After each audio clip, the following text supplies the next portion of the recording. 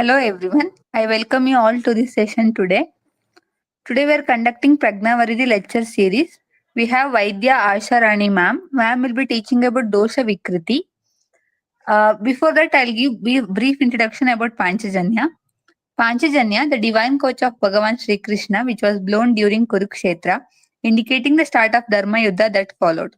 There all the efforts were done for the establishment of Dharma. Dharma was kept over personal relations and motives. Keeping the same motive in mind, our organization will work towards establishing the importance and necessity of following and imbibing the culture, accepting our roots, and making people realize the true essence of Ayurveda, not only as a treatment modality but also as a way of life. All these while walking the path of Dharma, hence the motto Shreyam Bharatiyam Arogyam Ayurvediyam. Coming back to the members involved in our organization.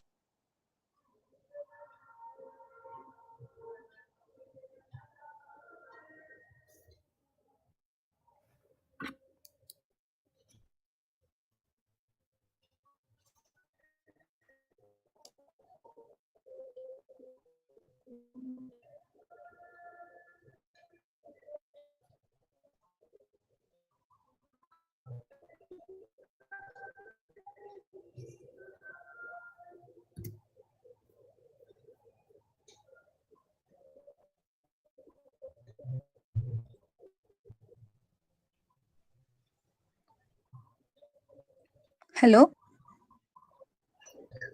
You were not audible for some time actually now. Okay. Now it's audible, no, ma'am? Yeah. All of a sudden, like the voice went off. Okay. In this session, we have Vaidya Asha Rani ma'am. Ma'am currently working as Assistant Professor, Department of Roga Nidana at Sri Dharmasthala Manjunatheshwara College of Ayurveda and Hospital, Hassan. She works as consultant at Respiratory or Fever OPD, SDM Hassan since 2020. At present, Dean and Coordinator, Center for International Studies, Skill Development and Research in Ayurveda since 2 years. She is head of the unit Hospital Diagnostic Block, SDM Hassan for 1 year. NSS Coordinator, SDM Hassan for 1 year, completed Yoga Instructor course from SVASA Yoga University, Chigni. Academic achievements: published a research article on the topic as a study on Aharaja and Viharaja etus in the etiopathogenesis of Vishwachi, with special reference to cervical radiculopathy in International Journal of Advanced Research. She also published review articles and a co-author of Shamana Chikitsa.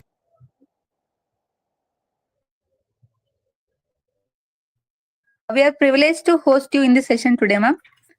You can start the session now, ma'am.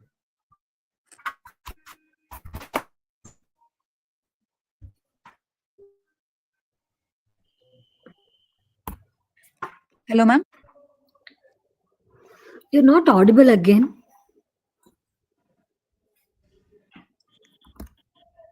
Ma'am, you can start the session, ma'am.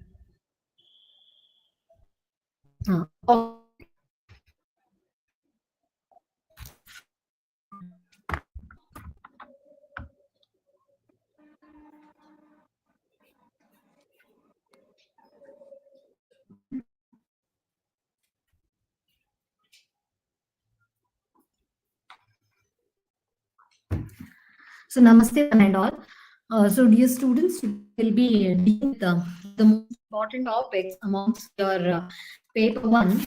So that would be covering under the fundamental principles of Vikriti Vijnana, where majority of the portion and marks considered for your examination is from this part. So that contributes from Dosha Vikriti as well as Dosha Drishti, which we'll be dealing with. So this class Dosha Vikriti and the next class will be Dosha Drishti. So among the 43 marks that is there, 100. So this is deputed to topics such as Roga Nidana Pariksha, Method Rogi Pariksha, Upashaya Anupashaya, Dosha Pati, Dosha Vikriti, Roga Marga, Srota Doshti. So among this 43 marks is for the overall all these topics, as well as Dosha Doshti, which is under the 49 marks, along with other topics such as Sthana Samshraya, Sampradika Namakarana, etc.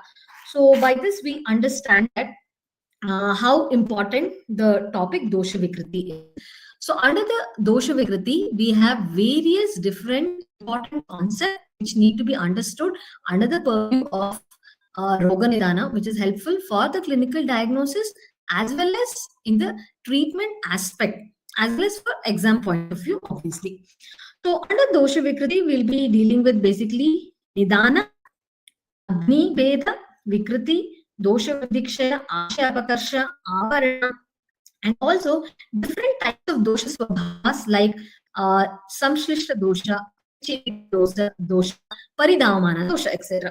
So first we will start with the topic Nidana. So here under it, you will be dealing with basically what are the definition of hetu, then what are the different synonyms of hetu, different classification of Nidana and what are its different types, and all this will be in the next coming slides, and it'll be very interesting. So let us start. So what is Nidana? To understand separate headings. So basically, as you all know, it is just etiological factor or causative factor of a disease. But there is a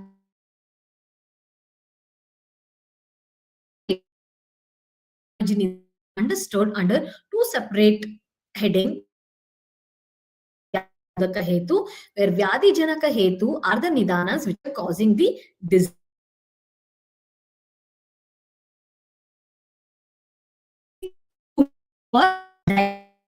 Disease proper. And Hetu Nidana Shabdena Uchyate. So this definition from Nidana Kosha commentary, he gives two different meaning of Nidana, that is Vyadi Utpatti as well as Hetu Shabda. So here on the number of different definitions of the terminology Nidana. So here I have put references from Madhukosha, Yogendranath, Mangasena, Madhukosha, etc. So the simple definitions you're all supposed to keep in mind, such as Vyadi Janma Hetuhu Nidanam, Vyadi Utpatta Hetu, Vyadi Utpatti Hetuhu. So these are the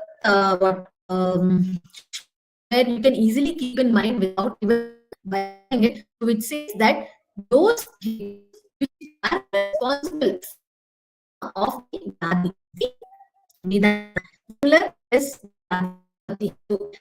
another important shloka by heart when you write it for Nidana.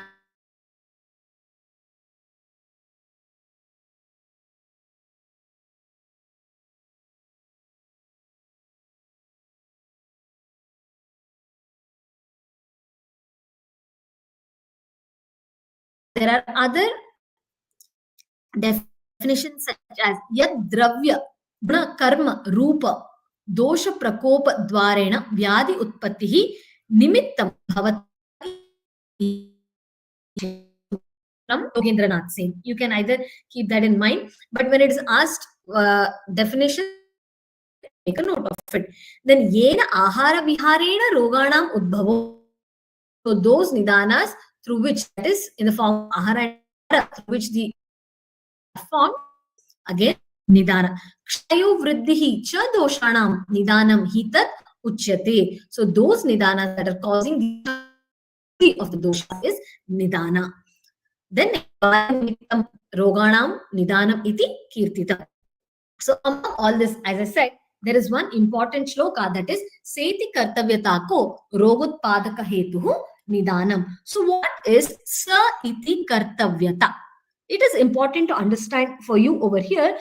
Sa iti kartavyatako rogutpadaka hetuhu. So here iti kartavyata means iti kartavya. Kartavya means there are certain series of events or karma or some functions that is going on. So the series of events here are called as the iti kartavyata. So what is a series of events? So those events that are leading to the pathogenesis, formation of a disease.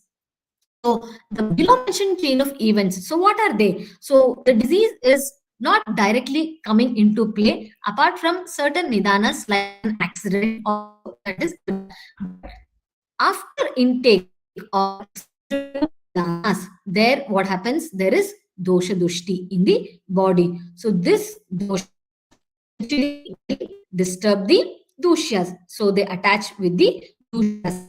Very weak dushyas. So after the dosha, what happens? There is sthana samshraya, and then there is vyadi. These series of events, sa iti kartavyatako rogutpadaka hetu nidana. So those events are being triggered by these nidanas, but understood as nidana. So I hope you understood the meaning of the important shloka. So those were some of the shlokas which you need to understand for Vyadi Janaka Hetu. Then we will learn about the Vyadi Bodhaka Hetu. This Nidana. So Hetu Lakshana Nirdesha Nidanani. This is from Acharya Shushruta. And Madhukosha says Nirdishyate Vyadir Anena iti Nidanam. Then Madhukosha again more we have Nishchitya Diyate Pratyate Vyadhi Anena iti Nidanam. And one is Vyadi Nishchaya Karanam Nidanam. So these are all different definitions which explain the meaning of Nidana as what? As diagnosis of a disease. So those which points out towards the understanding of Nidana in diagnosis of a disease, in confirmating a diagnosis.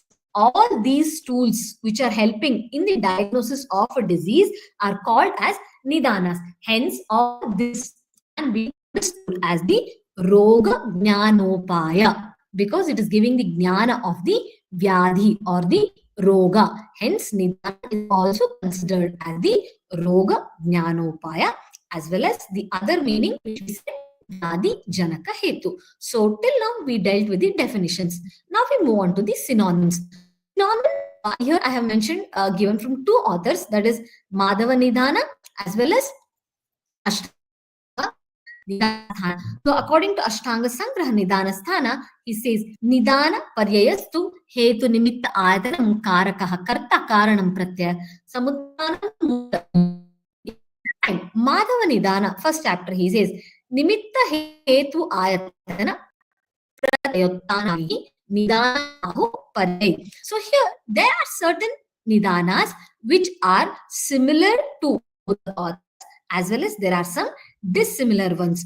So the synonyms Nimitta, Hetu, Ayatana, Pratyaya, Uttana, Karana. All these terminologies which are quoted by both the authors are all giving the same meaning as it is a causative factor of a disease.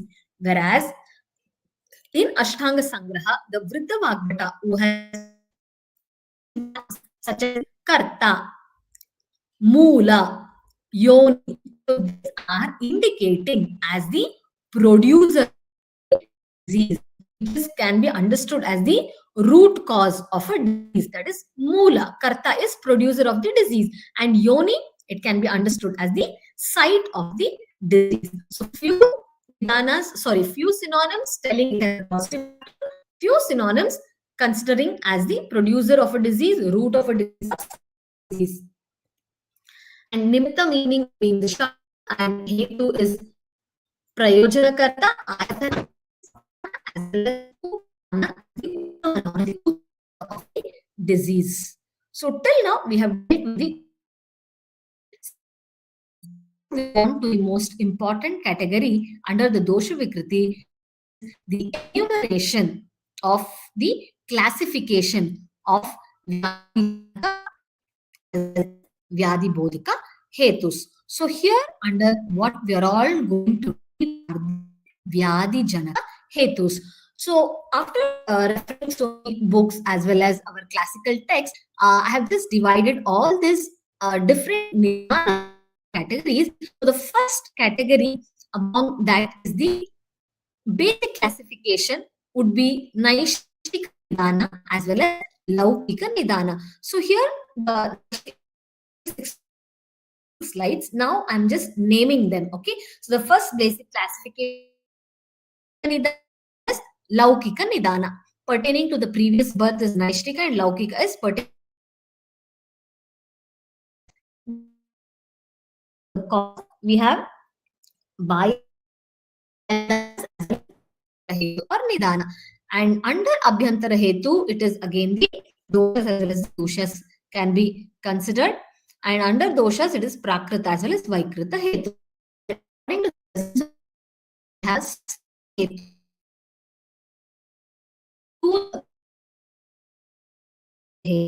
Agantuja hetu, it is further divided into abhigataja, abhisangaja hetu. So the category. So fifth category, according to the indictment, this is the most important category. Trividha hetu, yoga, Pragnavaridhi, as well as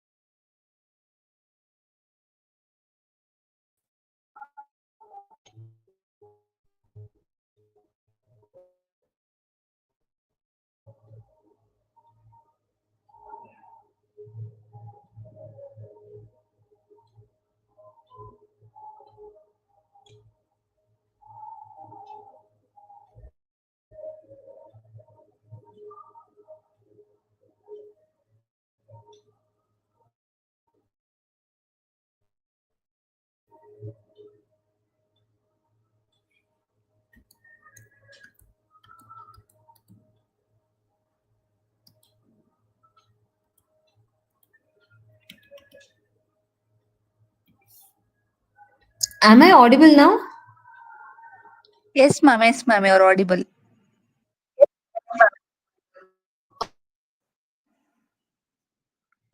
Nija Agantuja. Over, ma'am. Okay, from Sannikrishta, I'll start. Yes, ma'am. Yes, ma'am. That was the last slide, ma'am.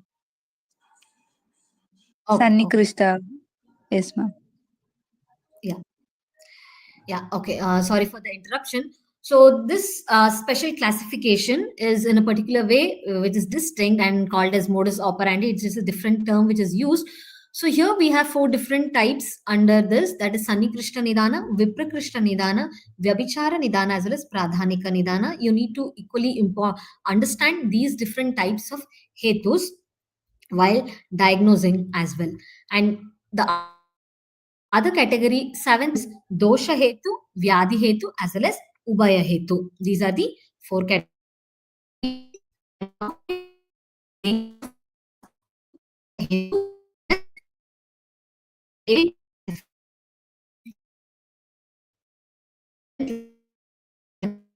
So here we have the Sadharana Hetu as well as Asadharana Hetu, means one which is common to all beings, which is not common. Then Anubandhya Hetu, Bandha Hetu, Vikriti, and based upon the dosha avastha,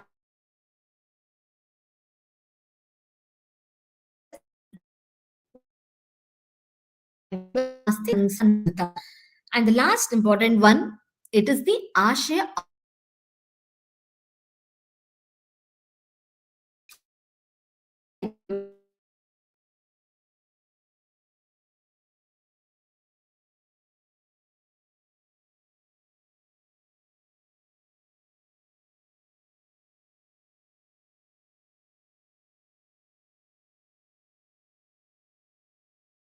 Hello, ma'am.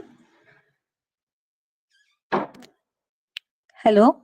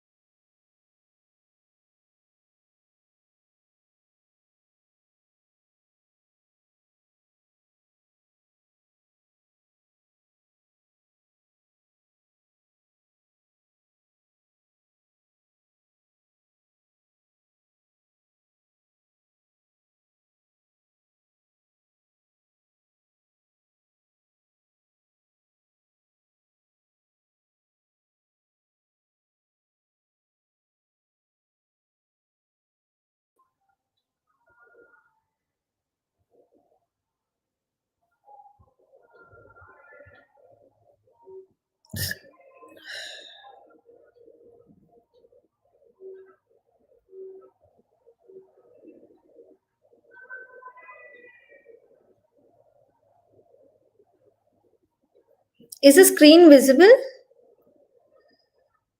Yes, ma'am. Okay, so the last 4 types among the 13 were the Sadharana, Asadharana Hetu, Anubandhya as well as Anubandha Hetu, Ma'am, Prakriti, Vikriti. ma'am, Tell me, tell me. Voice echo ಆಗ್ತಾ ಇದೆ. Echo ಆಗ್ತಿದ್ಯಾ? I don't know why so many problems are cropping up. ಇವಾಗ echo ಆಗ್ತಿದ್ಯಾ? Now ಈಗ also ಈಗ it is like that only, ma'am.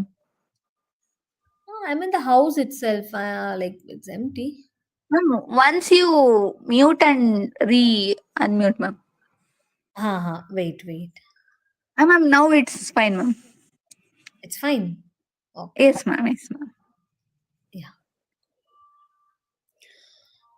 So the last 4 categories under the 13 varieties of different types of classification is this Sadharana, Asadharana, Anubandhya, Anubandha, Prakriti, Vikriti, as well as based on the dosha avastha, we have Kshaya Sthana Vriddhi. Based on the gati of the doshas, we have Urdhva, Adha, and Tirya can be considered as a hetu, and on Ashraya Koshtagata, Shakagata, as well as Marmasti, Sandhigata. And the last important category, one unique type, is the Ashaya apakarsha. So here, these are the 13 different types of hetus which I have collected from all the sources as the classification of hetus. So till now, we have dealt in detail with the definition of hetu, its synonyms, as well as its different types. That is the classification. Now, in the further slides, we'll move on to its explanation. But before that, here we can see that the contribution of Acharya Chakrapani Datta is Sadharana, Asadharana, Sannikrishta, Viprakrishta, as well as the Trividha Hetu, that is Asatya, Indriyartha, Sayoga. Whereas Bhattara Harishchandra has contributed, who is the commentator of Charaka Samhita, has given the contribution of Sannikrishta, Viprakrishta, Vyabhichari, and Pradhanika, as well as Indu has again contributed the Trividha hetus as well as Samanya and Vishesha. Whereas the Dosha hetu, Vyadi hetu, Ubhaya hetu, Utpadaka, Vyanjaka, bahya, Abhyantara, Anubandhya, Anubandha, Prakriti Vikriti is a contribution of author Madhukoshakara, as well as Charaka has contributed the Ashaya, apakarsha, as well as Doshagati. So instead of knowing only what are the types, we also need to know like who has contributed these different types of doshas. Now, next we move on to the understanding of these relevance of individual Vyadi Janaka Hetus.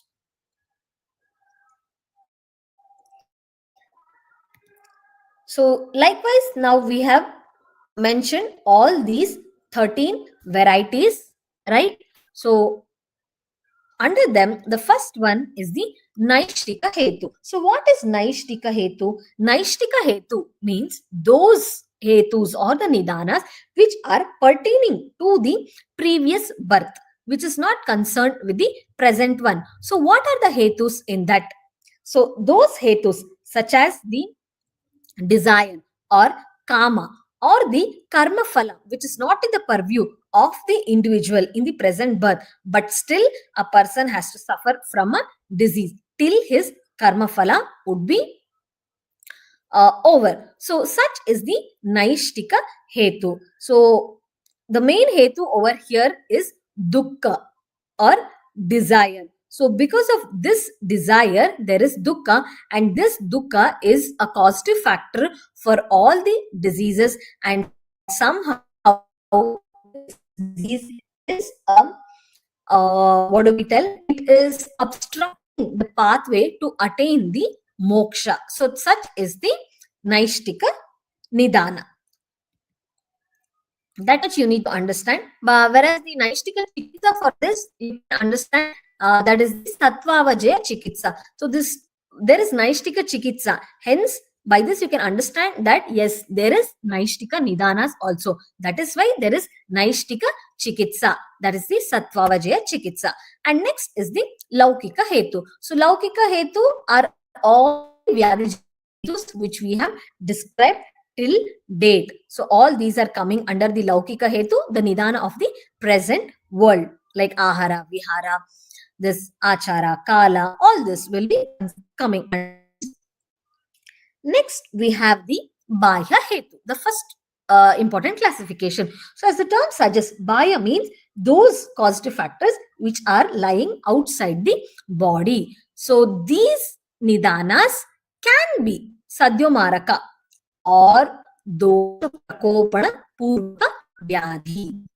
Okay, so these are the causative factors which can kill the person instantly as well as dosha before the formation or the prakop of the doshas itself. There is disease. So all the ahara, vihara, kala, all the microorganisms, that is the jivanu, then aghata, any sort of RTAs, agantuja nidana, such as any mechanical trauma or any kita visha or luta visha, scorpion sting, or any graha vada, any sort of fire accident, or when a person is consumed this poison directly by mouth. So, or even the attack by the animals. So all these are understood under the bahya hetu. What you need to understand is you should understand the meaning of bahya hetu and what is the example.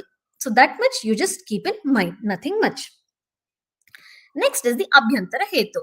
As the term suggests, Abhyantara means those nidanas or hetus which are residing within the deha or the body. So the sharirika doshas as well as the dushyas which are doing the roga utpatti are the Abhyantara hetu. So these are very important karana or the mahatvapurna karana in manifesting all the rogas. So the tridoshas and the trigunas according to Vagbhata. Okay, and dosha, dusha, dushti in all the diseases is nothing but the Abhyantara hetu. So just like how the birds don't leave the shadow or we, it is similar that the dusha as well as the dushti, without manifesting within the sharira, there is no disease. So this is the Abhyantara hetu. So this Abhyantara hetu is having two separate varieties, that is previously we studied which all prakruta as well as Vikrita hetu. So under Abhyantara hetu, the prakruta hetu means prakrita dosha prakopa, means those doshas which are residing in our body as well as in our surrounding, which are naturally influencing its prakopa, are the prakrita hetu. As a name suggests, prakrita means natural.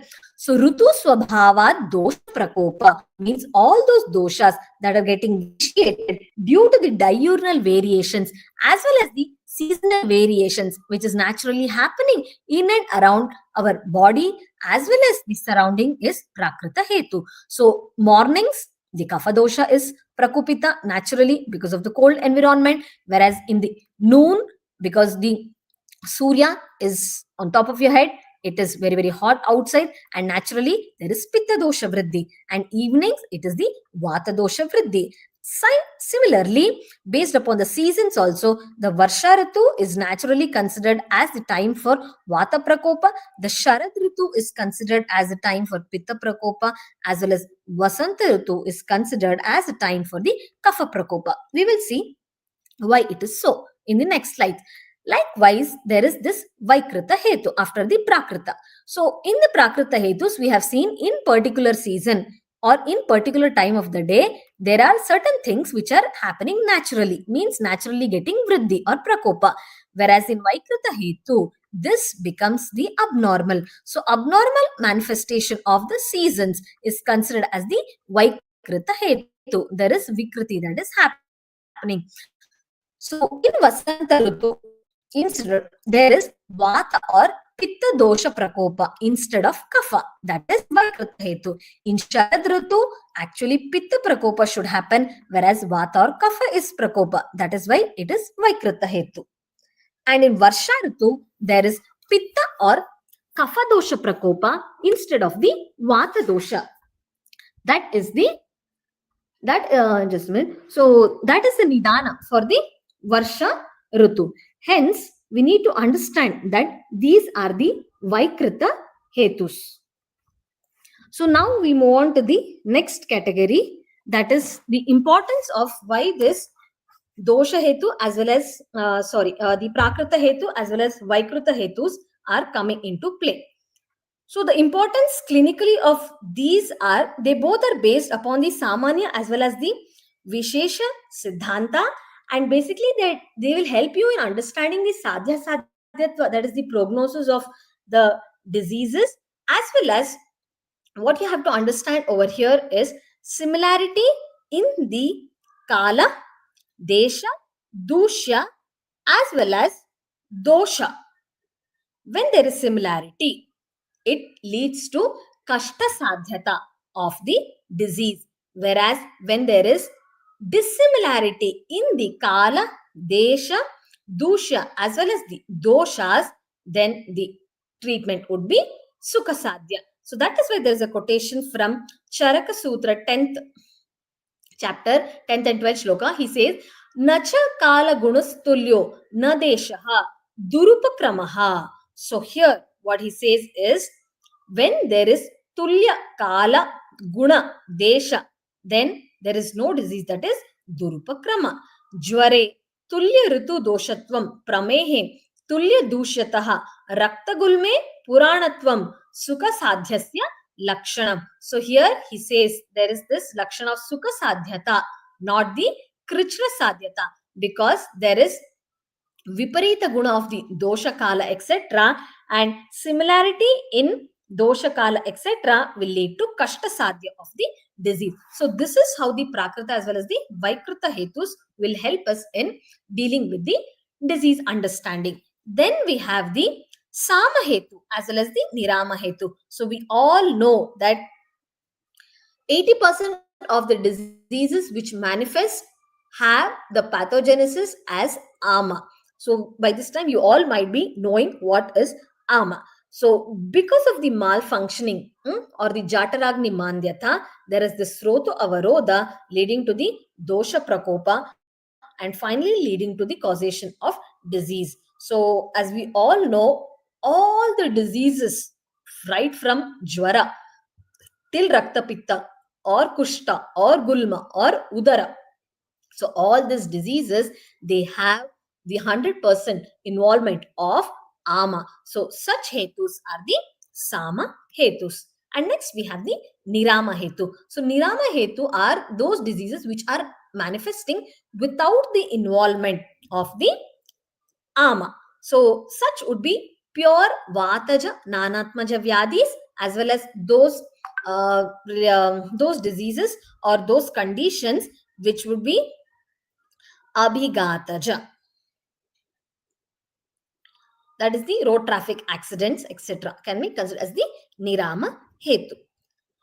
So what is the importance of ama as well as nirama hetu in diagnosis? So he says, amena tena samprikta dosha dushyascha dushitaha sama ityabhidiyante yacha rogaha tat udbhavaha. So this is from Ashtangara Sutra Sthana, an important shloka which is saying the importance of ama in the formation of the disease. So the Jataragni Mandya as well as the Dhatwagni Mandya, Bhutagni Mandya, all this Mandyata at these levels would be ultimately leading to the apakva ahara rasa formation, improperly or partially cooked ahara rasa leading to the, which is the ama rasa, which will be traveling all throughout the body and causes the disease. So this sama dosha, which is circulating inside the body, will lead to this certain lakshanas such as srotoroda, balakshaya, sharira gaurva, vayu pratilomagati, avipaka, all this, etc. All these are the lakshanas of the ama in a person. So opposite to these are the nirama dosha lakshana, which you have again read. So hence this is the importance of the ama hetu as well as the sama hetu. And next we have the nija hetu. As the term suggests, nija, it is similar to that of the abhyantara hetu. It is also the endogenous cause which is due to the vitiated doshas as well as dhatus.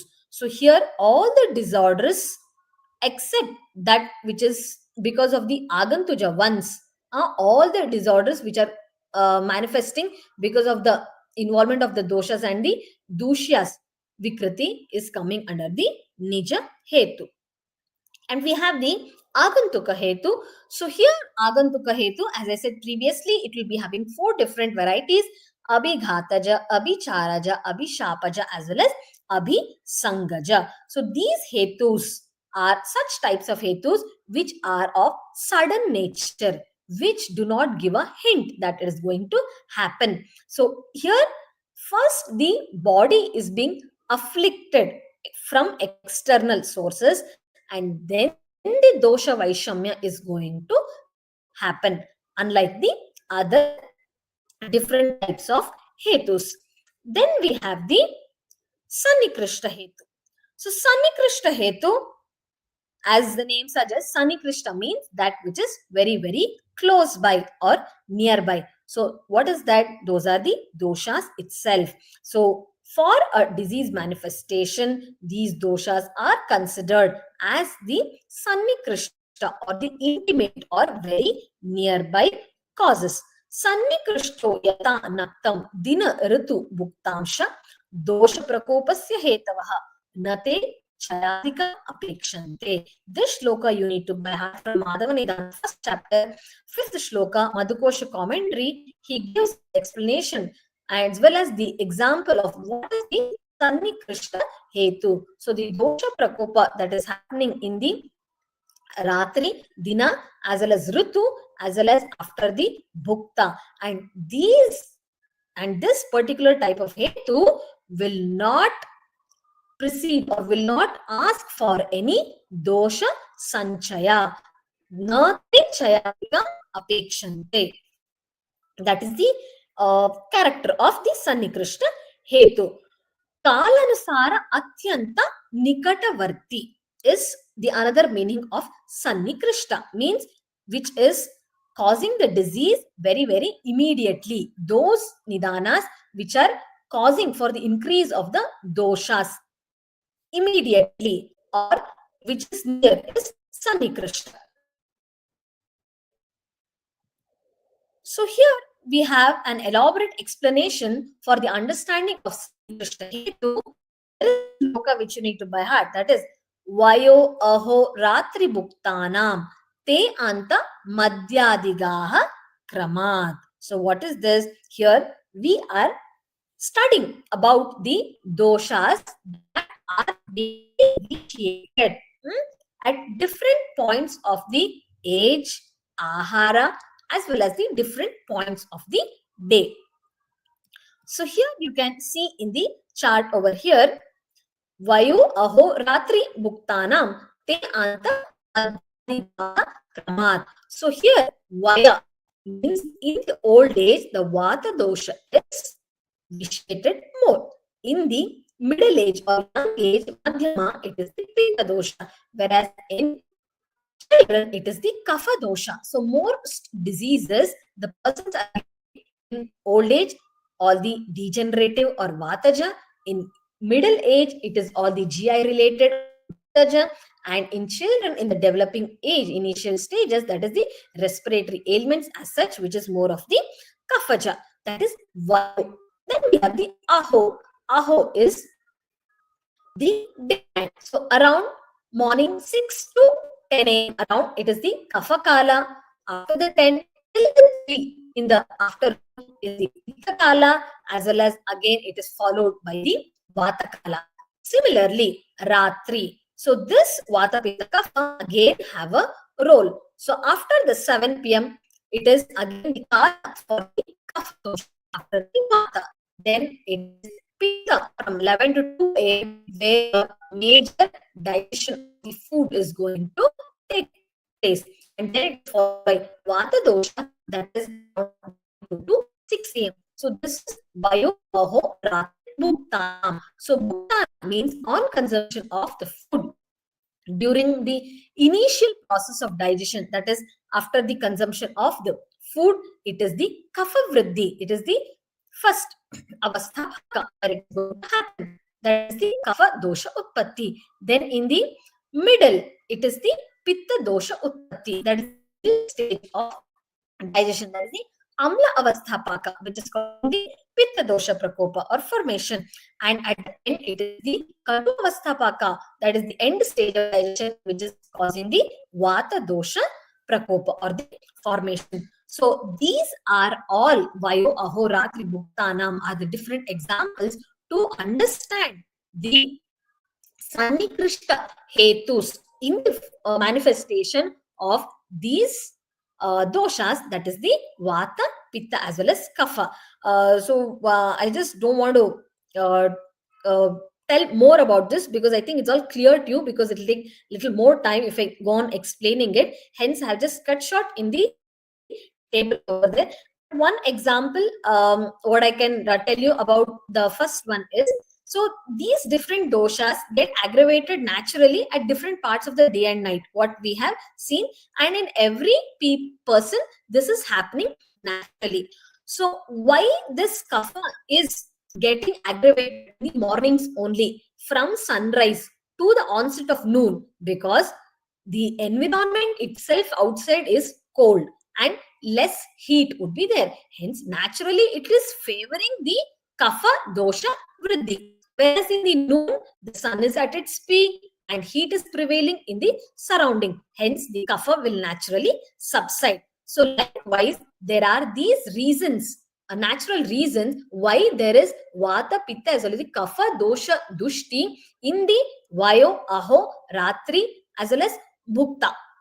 So these are all the logic behind understanding this. Though it's very simple, it has got a lot of logic, and these are playing a major role in the manifestation of the diseases. So here, certain example of Sannikrishta Nidana, where in Jwara, Prataha, Kapha Kala is the Manda Jwara, and Madhyana, it is the Pitta Kala, it is Tivra Jwara. Whereas Shwasa, that is occurring in the Vata Kala, in Varsha, Shita Adhikata will happen in the Sayankala, and in late night, that is the Tritiya Prahara, it is the Tivra Shwasa which the person is experiencing. Similarly, Shota. So we have here the example of the Kafaja Shota Nipiditena Unmatyashu. It is the Kafaja Shota which increases in the Pratakala, in the mornings, whereas the Vataja Shota, naturally it is Adhika in the Sayankala or the evenings. As well as Shula, if it is of Pittaja Shula, it is Adhika during Parinama Kala. Parinama Kala means during the Anna Parinama Kala, during the digestion process of the food. If it is Kafaja, it is Bhojanottara Kala Adhika. So this is a different understanding of the Sannikrishta, Nidana or the hetu. So here, not only the Roga Lakshana increases, but also new diseases can take origin due to the amalgamation of the Vata, the Dosha with respect to Ritu, Vayo, Aho, Ratri, Bhuktanam. Hence, these are considered as the Sannikrishta hetu. I hope this is clear. So here, we saw in the first line of the shloka that Acharya Madhavkara has said that they do not expect the sanchaya of the dosha, nurture chayadikam apekshante. So it is required in anya roga other than the agantuja, but it happens priorly only with respect to the kaladi krama. So he says, Prataha Kafa Prakopakala. Here, Pitta Sanchaya has already been happening from morning itself, and it's get Prakopa only in the afternoon. Similarly, in the Vasanta Rutu, that is the Kafa Prakopakala, that is in the previous, that is Shishira Rutu. In the previous Ritu itself, it is called as the Sanchaya Kala. So the Kafa Sanchaya, because of the cold environment, it would have already happened. And then in Vasanta Rutu, it is getting the Prakopa. So here you can understand this one. Means it is expected. Then we have the Viprakrishta hetu. So what is Viprakrishta? Viprakrishta means a distant cause. Vigata prakrishtas tata yasya sa. So a distant cause or a far cause in the formation or vitiation of the dosha or manifestation of a disease is Viprakrishta hetu. So these cannot form the disease immediately. So in fact, these will take a lot of time in the manifestation of a disease. So here, one of the Viprakrishta hetus in which we study in most of the chapters. So one important example usually which we take is the Rudra Kopa, which we consider for the manifestation of the Jwara Vyadi. So Rudra Kopa can be considered as the Viprakrishta hetu. So here, what is the example to understand the Viprakrishta hetu? Means this disease, it is not going to get formed immediately. Means a Viprakrishta hetu will not form the disease immediately. But how it is going to form? It happens in a very slow process. Means, let us see this example. The kapha that is accumulated in the Hemanta or the Shishira Ritus, that is in the previous Ritu, winter season, will cause the Kafaja Vyadhis in the next season, that is the Vasanta Ritu, whereas not in the Shishira Ritu. Why? Because there is one logic over here.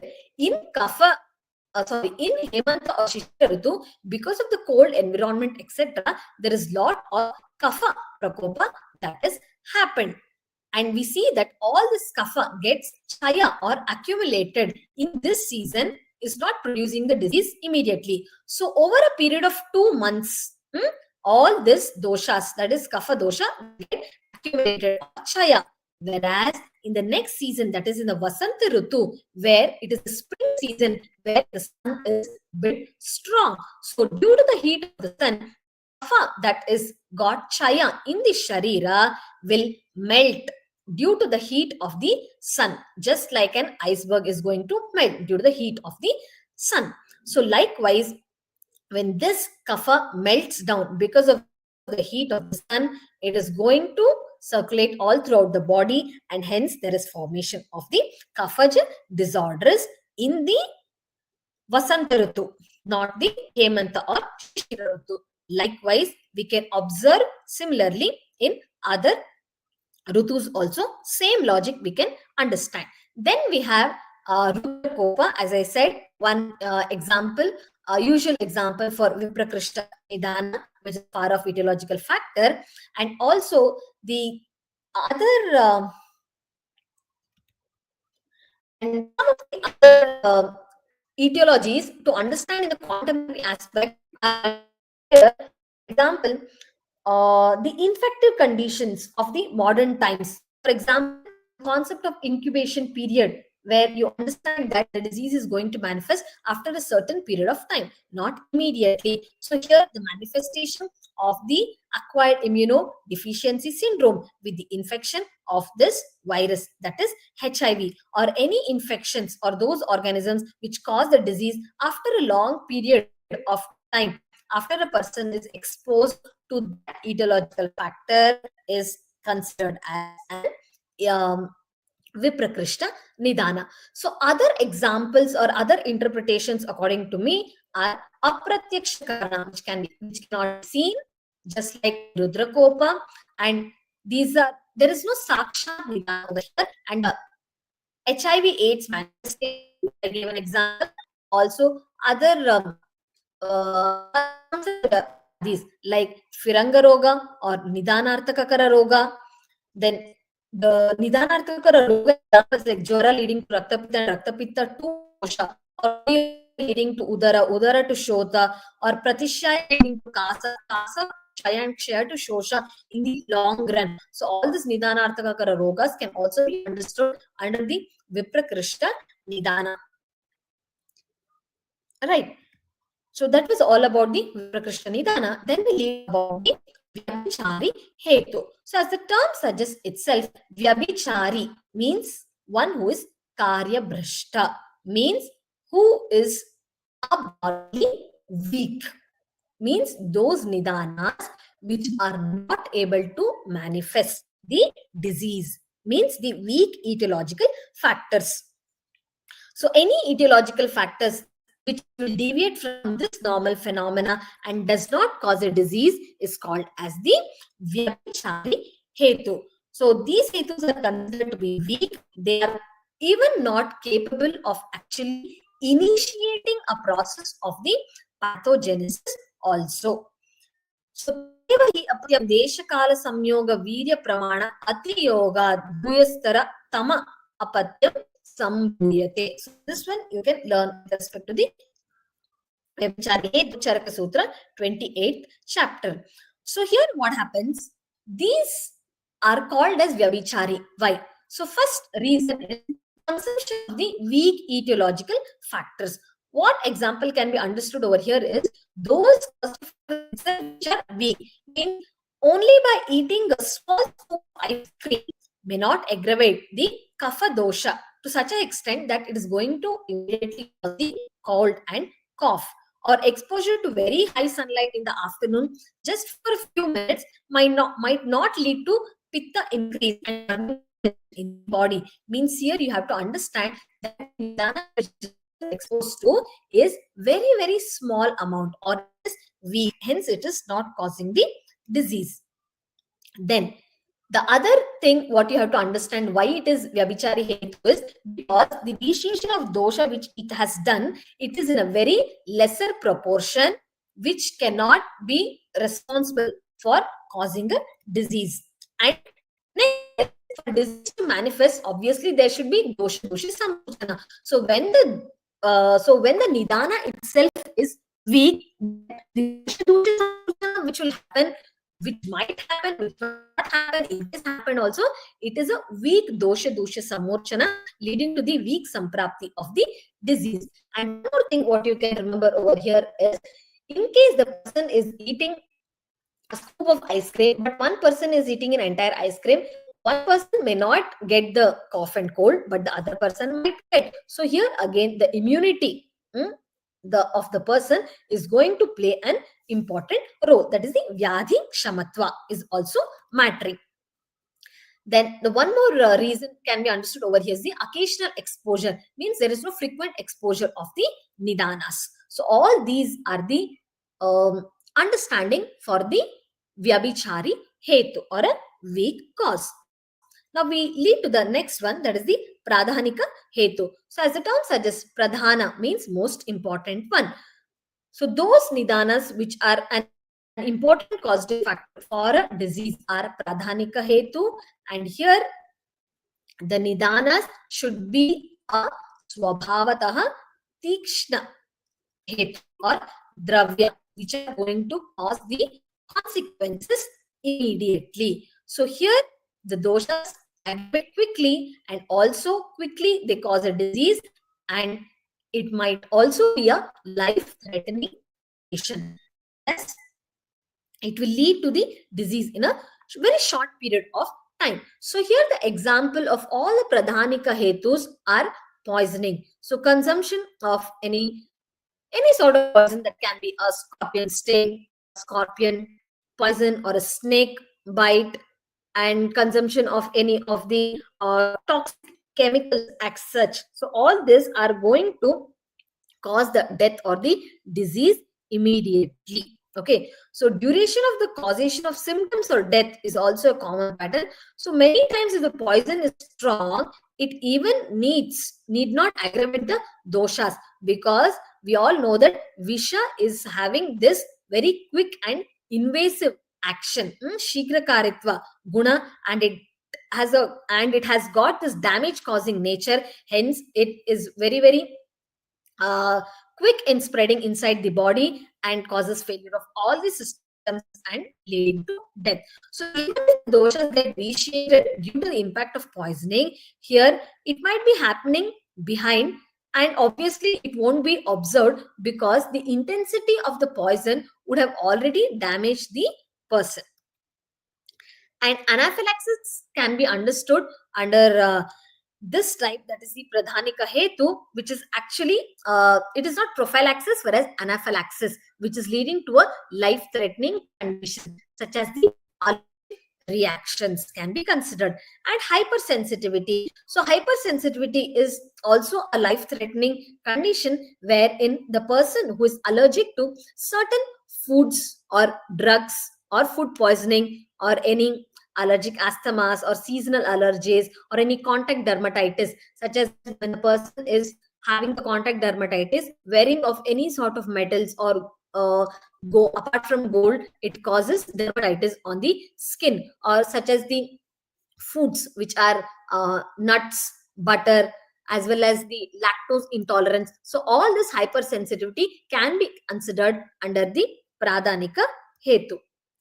So the external life-threatening causes, such as all the type of accidents, falls, RTAs, road traffic accidents, explosions, air crash, any stabs, gunshot wounds, all this are the coming under pradhanika hetu, where all the vital organs usually are being damaged.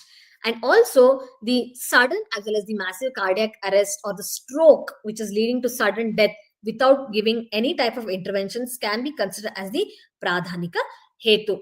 And also under the pradhanika hetu, we can consider the upasargaja roga of shushruta, where he says prasanga gatra samsparsha nishwasa saha bhojana saha shayya vastra malya and anulepana. So these are all the various types or how the samsargaja vyadi is going to transmit. So this is also, these nidanas can be considered as the pradhanika hetu. So all these nidanas which I have mentioned now are the sudden causes as well as the immediate symptoms it is going to for, especially leading to life-threatening conditions, including the death of the person. So after understanding all this type of hetus, now we have landed up to an important classification, that is the Trividha hetu.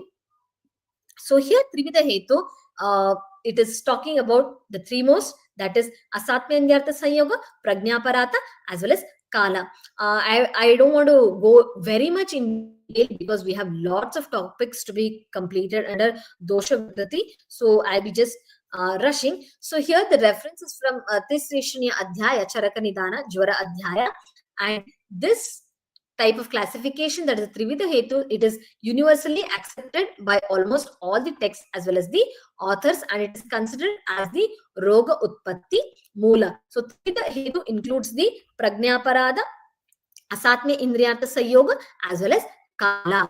So these three are the main karana among all the types of hetus which are causing both the Sharirika Vyadhis as well as the Manasika Vyadhis. So this is again further classified into Hina Yoga, Mithya Yoga and Ati Yoga of the Kala, Artha as well as Karma. Now we will see in the slide, we will understand it still better. So all these further causes can be classified under the Trividha hetu. So here what is Prajnaparadha, right? So in classic Charaka stated that Asatma Indriyartha Sayoga is occurring from Prajnaparadha. Similarly, parinama is again dependent upon the karma. Hence here the karma indicates the Prajnaparadha Janya karma through the Kaya, Vak as well as Manas. Prajnaparadha means in spite of conscious, you're doing the aparadha of the prajna and you're doing the karma through what all means? Through the kaya, through the vak as well as through the manas. So among the Trividha hetus, the Asatma Indriyartha Yoga is mostly considered with the Hina Yoga, Mithya Yoga as well as the Ati Yoga of the Panchajnana Indriyas, that is the Shabda, Arsha, Sparsha, Rupa, Rasa as well as the Gandha. And next the parinama. So that was the Asatma Indriyartha Yoga, then the Prajnaparadha, and now parinama. In the further slides, we will see what is all this. So the Mithya Yoga, Ayoga and Ati Yoga of the Kala, Prajna as well as the Indriyarthas are the main cause in the manifestation of all the types of the Sharirika as well as the Manasika Vyadhis. That is why it is called as the Trividha hetus. So Prajnaparadha, as I said previously, Prajna means to know and Aparadha means offense. So it is called as the willful blasphemy, means knowingly you are doing a mistake. So this is happening because of the Vishama Vijnana as well as the Mithya Buddhi is leading to the Prajnaparadha. So in Prajnaparadha, what happens? There is Bhramsha of the Dhi, Dhriti, Smriti. Karmayat kurute ashubham Prajnaparadham tam vidyat sarvadosha prakopanam. So he says that there is this Vibramsha of the Dhi, Dhriti as well as the Smriti. Because of this Vibramsha, the person who is doing the Karya becomes the Ashubha Karya, and that will lead to the causation of all the doshas prakopa. Sarva dosha prakopa. Important lines from Charaka Sharira. So here the Dhriti Smriti Vibramsha is leading to what? It is leading to the Hina Yoga, Mithya Yoga as well as the Ati Yoga of the Kaya, Vak as well as the Manas. So here in this slide, you can see all these examples. I will give just one example. So Sharira Hina Yoga. So Sharira, Vak and Manas. Through this only you are going to do the Prajnaparadha. Okay. So Sharira Hina Yoga is where you are doing sedentary lifestyle, where there is no physical activity or excessive sleeping or sitting idle. It is a Nidana. And Sharira Mithya Yoga, you're not utilizing your body, or there is Mithya Yoga of the Sharira, just as Praharana, Vegadharana, Mardhana, which is usually not considered as the proper yoga of the Sharira, means for what the body usually it is to be used. And Sharira Ati Yoga, excess use of the Sharira. So Ati Vyayama or Ati Shrama or Ati Vyavaya. So all these leads to the Dosha Prakopa. Then we have Vak Hina Yoga, where a person is having poor communication skills or speaks very less. Vak Mithya Yoga. So these are all something apart from the normal. So backbiting or lying or irrelevant talks or using of verbal abuse, or a person who is going to actually do the ninda of the guru, dvija, etc. Through his shabda is Vak Mithya Yoga, and Vak Ati Yoga is pralapa or talking loudly. All this is going to come under the Vak Ati Yoga, leading to the causation of the dosha Vikriti. And coming to the Manas. So Manas Hina Yoga is a person who is not at all using his brains, or he's very, very idle, achinta, or a Sukumara Purusha is the Manas Hina Yoga. Manas Mithya Yoga is where a person's mind, which is afflicted with all these bad or negative emotions, such as bhaya, krodha, lobha, moha, matsarya, is the Manas Mithya Yoga, as well as the Manas Ati Yoga. This is the use of the excessive thinking, or ati chinta, or the person is having the shoka, excess of bhaya. So anything in excess is the manas atiyoga. So the sharira, vak, as well as the manas, hina, mithya, as well as the atiyoga will lead to the manifestation of the diseases. So that was how the Pragnavaridhi is causing the disease. Most of the times it is also the manasika as well as sharirika disease. And next we see under this is the asatmya indriyartha sanyoga. So here this shloka from Charaka Sharira, first chapter. Asatmya iti tadvidyat yanna yati sahayatam mityahina ati yogebhyo yo vyadir upajayate shabdadinam savignayo vyadir indriko budaihi. So here he says that asatmya indriyartha sanyoga is going to lead to diseases such as aindriyaka. So this is the disease that is manifesting because of the abnormal functioning of the indriyas. So the ayoga, atyoga, as well as mithya yoga of these is going to cause the Roga. So here under the Asatmya Indriyartha Sanyoga, we have 15 different varieties. So how? So again it is the Hina Yoga, Mithya Yoga, as well as the Ati Yoga of the all the 5 Indriyas, what we are going to see over there. So 5 Indriyas, Ati Yoga, Ayoga, Mithya Yoga. It is the 15. 5 into 3, 15. So Chakshurendra Ati Yoga is excessive gazing at very, very illuminous. So for example, sometimes during the grahana, or when there is excess of sun rays in the mid noons, you're gazing at the sun, or UV rays, laser lights, floodlights without using any aid. That is considered as the atyoga of chakshurendriya. Ayoga is you, like for example, some people they don't have very good illumination, so you're reading very smallest letters, or in using the dim light or poor light. It is the ayoga of the chakshurendriya. And mithya yoga of chakshurendriya is trying to see very far things or very near things, or apriya vastu darshana or dvishta darshana, means something which is very, very dirty, for example, or that which is very, very ferocious. All this is going to come under the chakshurendriya mithya yoga, leading to dosha dushti. And shrotrendriya atiyoga is listening to very, very uproaring noises, such as the thunderbolt or high frequency pitched sounds, just like when the rockets are just taking off. So all these are shrotrendriya atiyoga.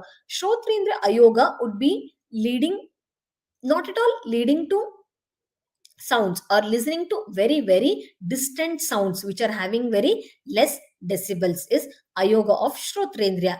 And shrotrendriya mithya yoga is again leading to very harsh words or rude words. Anruta shabda is shrotrendriya mithya yoga. And ghanendriya ati yoga is exposure to very intense odors, sharp odors, or constant use of the perfumes or the scents, or any sort of drugs, etc. All these are coming under the Ghanendriya Atyoga. And Ayoga is those substances which are odorless substances you are inhaling, or mild odor, or complete abstinence or withdrawal from inhaling, is Ghanendriya Ayoga. And Mithya Yoga, as we have discussed, it is the use of the abnormal cells or unpleasant or poisonous gases in the labs, or the Bhopal gas tragedy, or there is any leaking of the gas, etc. So that is the Mithya Yoga of the Ghanendriya. And finally, the Sparshanendriya, very excessive exposure to all the factors such as cold, heat, snigdha, or roughness for a longer period of time is Sparshanendriya Ati Yoga, and Sparshanendriya Ayoga is trying to perceive very lightly touching objects or not only or not at all stimulating the touch stimuli is Sparshanendriya Ayoga, and Sparshanendriya Mithya Yoga is touching of the unhygienic things or there is a krama exposure of the cold as well as the hot touch or vice versa, or rough and snigdha alternative touch. So this is coming under the Mithya Yoga of the Sparshanendriya. So here this is all understanding about the Asatnya Indriyartha Sayoga, and previously was the Pragnavaridhi, very easy one.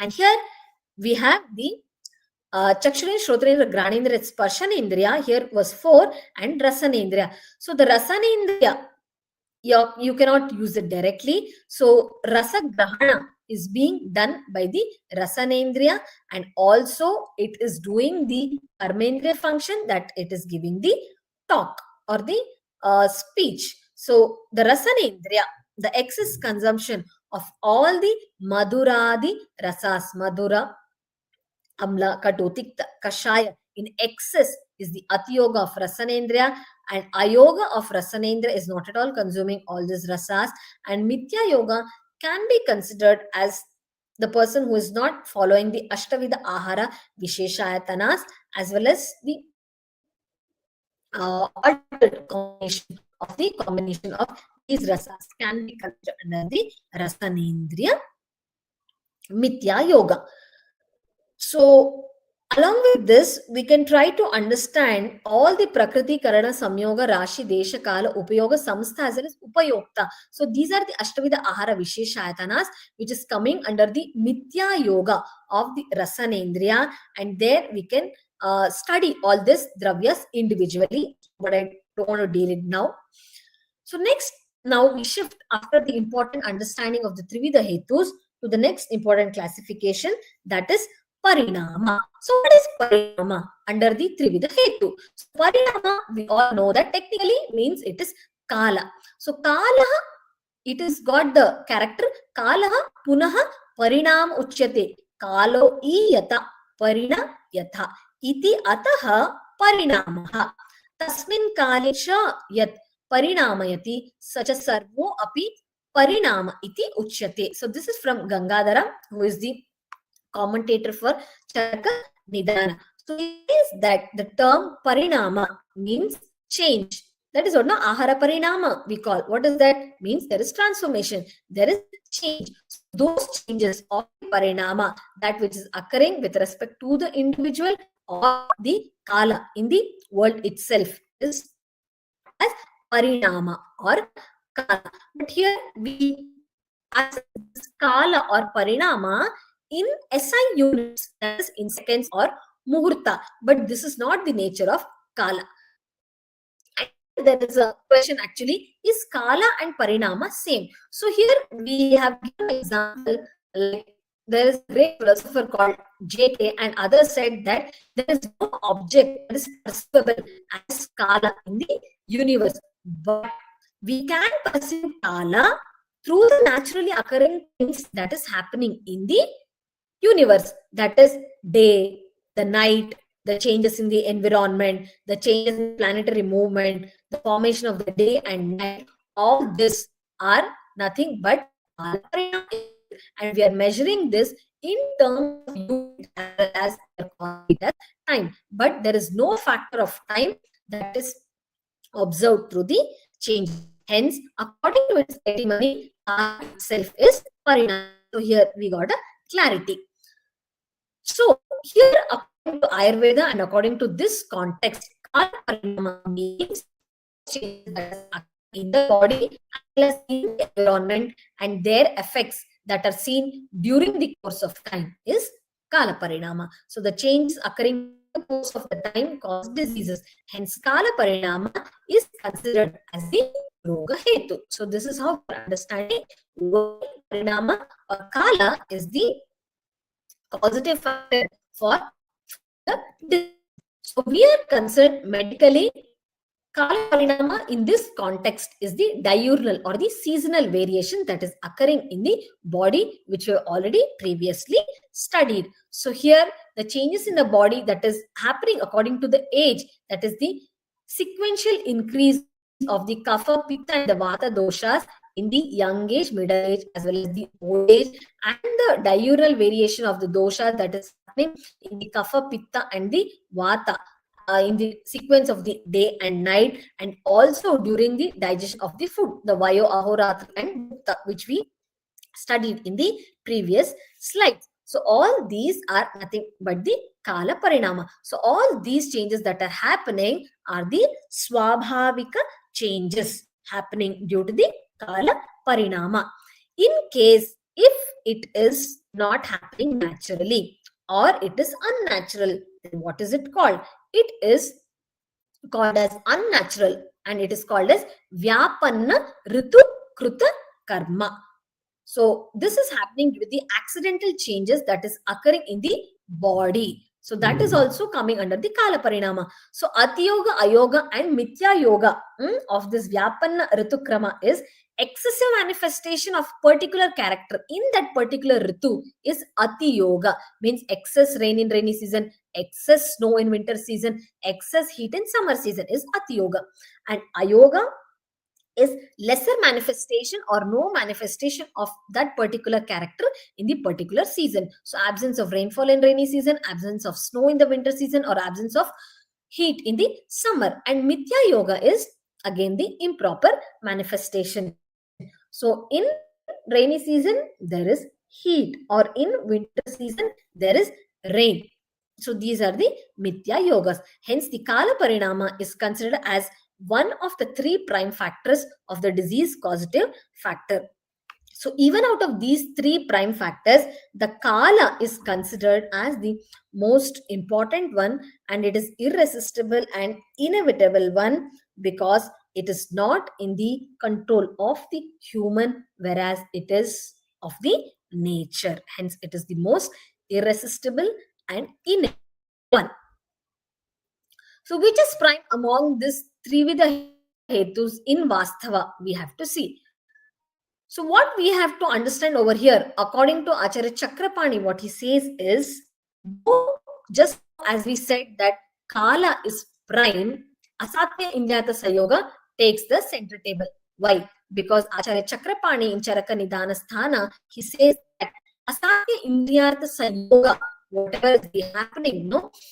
Ayoga, Atiyoga, and Mithya Yoga of the Indriyas, this is all happening as the Pratyaksha Darshana of the Tatkalika Roga Utpatti, whereas the Prajnaparadha as well as the Kala, these are the Anumeya Karanas for the Asatya Indriyata Sayoga is the Pratyaksha Drishta Karana. Hence, Chakrapani will consider that than the Kala, the Asatya Indriyata Sayoga as the Pradhana Hetu. So now we shift on to the next, that is dosha hetu, vyadhi hetu and ubhaya hetu. So as we said, dosha hetu is dosha utpadaka, dosha prakopa hetu. Dosha dushti karaka hetu is dosha hetu. So here we can consider the dosha hetus are the upadana karanas for the vyadhi like rajas and tamas is for the kama as well as krodha, etc. So similarly, the vatadi sharirika roga with the doshas is the dosha, the dosha hetu. So those hetus that is triggering only the doshas is the dosha hetu. They are not forming the disease over there.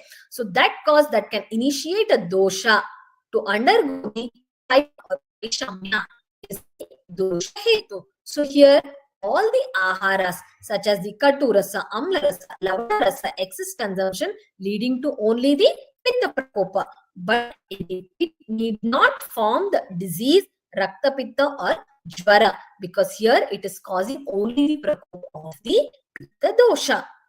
Okay, so here due to this cause, the vitiated pitta may cause amla pitta, daha, vidagda jina, rakta pitta or any other disease when the dosha is involving with the dushya. But here the excess consumption of the katu, amla, lavana rasa are considered only prakop of the pitta dosha itself. Hence it is called as the dosha hetu. Okay, so like this, we have here the different examples: Madhura rasa, excess consumption; Amla rasa, Katu rasa, Tikta rasa, Kashaya rasa. So Madhura rasa leading to Vata, Pittagna and Kapha Prakopa; Amla rasa leading to Pitta Prakopa; Katu rasa leading to Vata Pitta Prakopa; Tikta rasa leading to Vata Prakopa; and Kashaya rasa leading to Vata Prakopa. So all these are the different examples for the only dosha hetu. So the logic behind the dosha sanchaya. So here we have seen that certain foods, what we have read now, no, like amla rasa, katu rasa, or kashaya rasa. So here there is one logic that is happening is sanchaya. Sanchaya the doshas. So swabhavataha sanchaya happening in Grishma Ritu only. Why? Because those foods that are consumed in Grishma Ritu are lagu and ruksha yukta. So here there is also similar nature, and simultaneously the Vata Sanchaya is happening because there is Ushnata in the surroundings. The Vata Prakopa is not happening in Grishma Ritu, whereas the Sanchaya is only happening. Likewise, in Varsha Ritu also, the Ahara, Jala, all are undergoing Amla Vipaka. Hence, there is Sanchaya happening simultaneously, whereas in the next Prakopa. In Shishira Ritu also, the Ahara and Jala are snipped in nature, causing Kapha Sanchaya. So, this whole environment around the Kapha will remain Ghana, it will not become Prakopa. So, there is Sanchaya of the Kapha. So here, all these examples are there for dosha hetu, vata dosha prakopaka, all the ahara viharas you can write, like shushka, shita, roksha sevana, mudga, masura, all this, as you have read in the first year, you can write all these nidanas. These will come under the vata dosha prakopaka hetu, then pitta dosha prakopaka hetu, again the ahara as well as the vihara, ahara, ushna, tikta, vidahi, etc. and vihara, atapa sevana, trishna varoda, sevana vihara for pitta dosha prakopa. Likewise, for the kapha dosha prakopa also you can write. So this is coming under the dosha hetu. Now we will see the vyadhi hetu. So here, as the name suggests itself, the vyadhi hetu is those specific etiological factors that are forming the vyadhis is vyadhi hetu or vishishta hetu. So these are causing the diseases directly. So that there is no involvement of doshas. So here the specific causes trigger specific doshas, and in such a way it is going to cause the particular diseases. So what are the examples? Pandu or Makshika Bakshana Chardi or any other Sankramika Vyadhi. So in Mritbhakshana Pandu, the person is going to be afflicted with the Pandu, which is generated due to Mritbhakshana. And here it again depends upon which type of the person has consumed. So Charaka says that if the Mrit is more of Kashaya Rasa Yukta, it does Vata Prakopa, Lavana Rasa Yukta, it does the Pitta Prakopa, and Madhura Rasa Yukta, it is the Kapha Prakopa. Hence, it should have the dosha hetu. But the point is, whichever rasa, like the mrit, it is finally causing the pandu. Hence, it is called as a mrit bhakshana janya pandu, and it is an example for vyadhi hetu and makshika bhakshana janya chardi. So you are just consuming a mosquito, etc. in the food, and because of that, you're going to puke over there. So that is can be considered under the vyadhi hetu. And here sankramika roga or communicable disease. So here one particular factor is leading to a particular disease. So here are the various examples. For example, because of the Agni, we are getting the Dagda Vrana or the burns. So Agni is considered as a Vyadhi Hetu for Dagda Vrana or burn. And Maithuna, unprotected sexual activity, is considered as a Vyadhi Hetu for sexually transmitted diseases. So these are all the contemporary examples what I have said. And infected contacts leading to conjunctivitis or smallpox or chicken pox. Then mutual touch through the food, use of common beds. So these are all the Sankramika Roga Vyadhi Hetu leading to eye disorders or skin disorders such as conjunctivitis, etc. and kushta. And droplet infection, which usually happens in case of the manifestation of the respiratory diseases leading to all the ailments such as cold, cough, etc. and abhyantara or trauma. So there is fracture to your arm, so there is injury in the right arm. So in that particular site, you have the vyadhi. And excess consumption of katotikta amla rasas leading to amla pitta, ravashula, and also understanding of particular microbial infections leading to particular disease. Hence, the vyadhi hetus are very much specific, and the patient causes which leads to the kavaigunya, thereby leading to the particular disease. So almost all the agantuka hetus can be considered under the vyadhi hetus. So this slide I'm going to skip, and next we will see the ubhaya hetu. So dosha hetu, vyadhi hetu, and ubhaya hetu. In ubhaya hetu, it says vishishta dosha prakupita vishishta vyadhi. So here these both are happening simultaneously. That is dosha prakopa and vyadhi formation. So the causative factors that are simultaneously triggering the dosha as well as a particular disease is ubhaya hetu. So what is the example? One classical example is your vata rakta. So here in the disease, they give certain nidanas such as yana prayana, that is traveling more on the factors like ushtra, rata yana will vitiate the vata naturally because of the position, etc., and also downward hanging of the food. So here there is dushti of both vata dosha as well as the rakta dushya. So rakta is getting dushti here by consumption of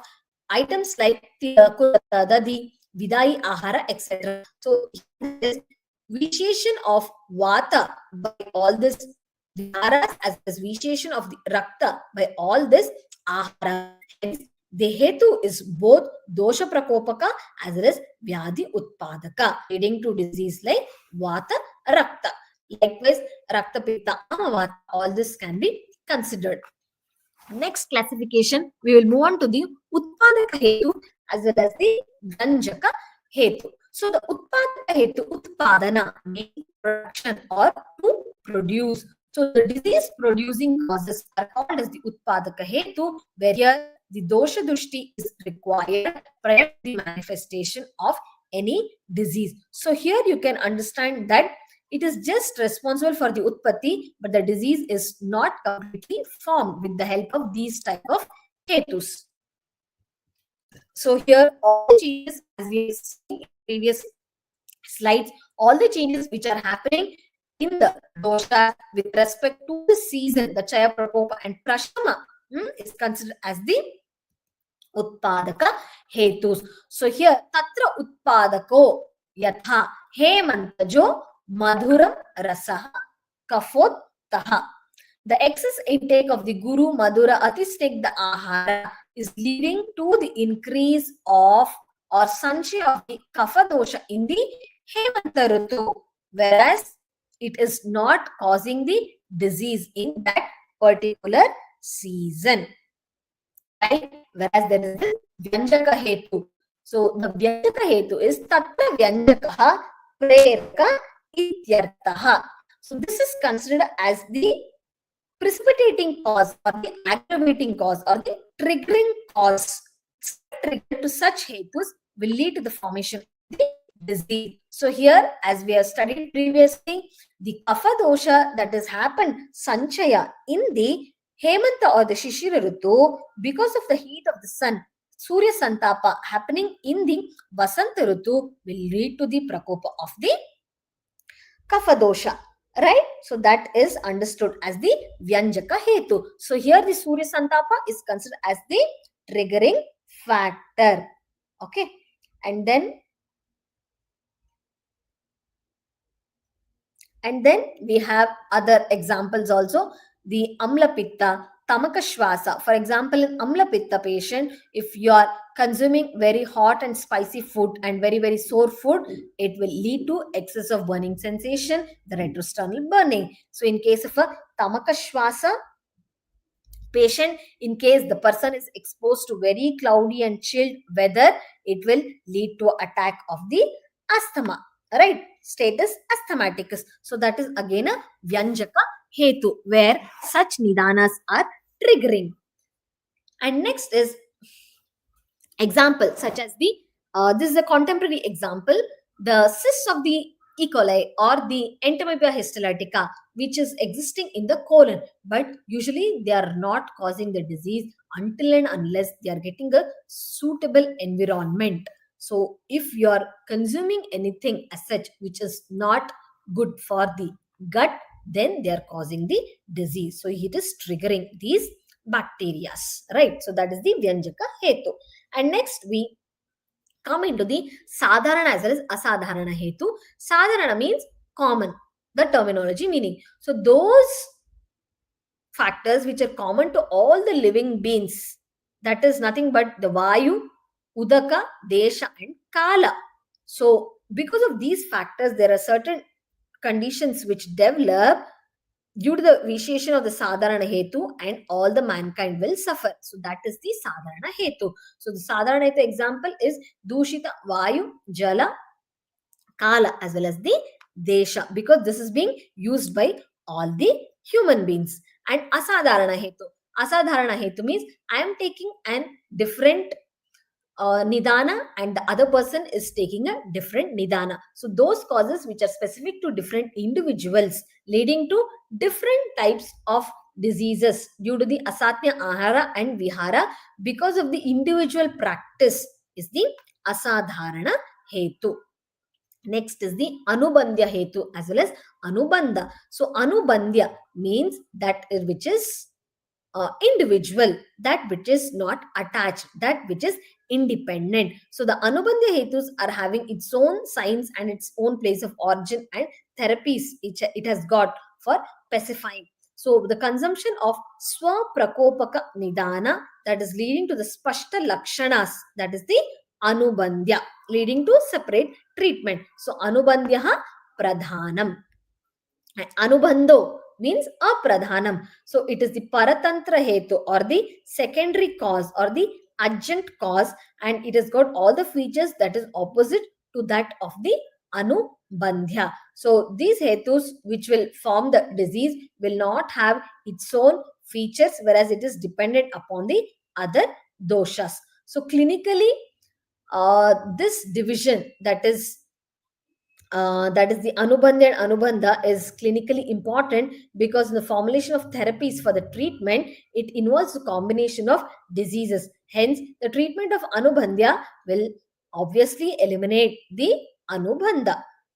Right. And also sometimes the upadravas are considered as the anubandhas. Means, for example, after the manifestation of the prameha, there are these upadravas such as the prameha, pidakas, etc.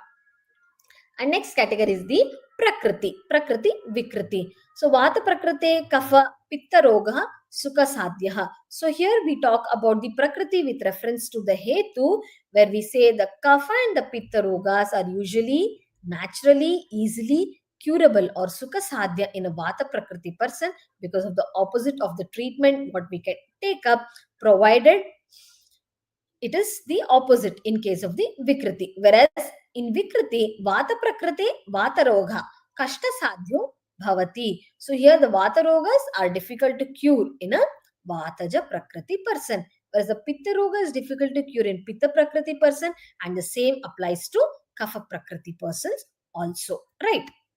So this was the understanding about the prakriti as well as the vikriti.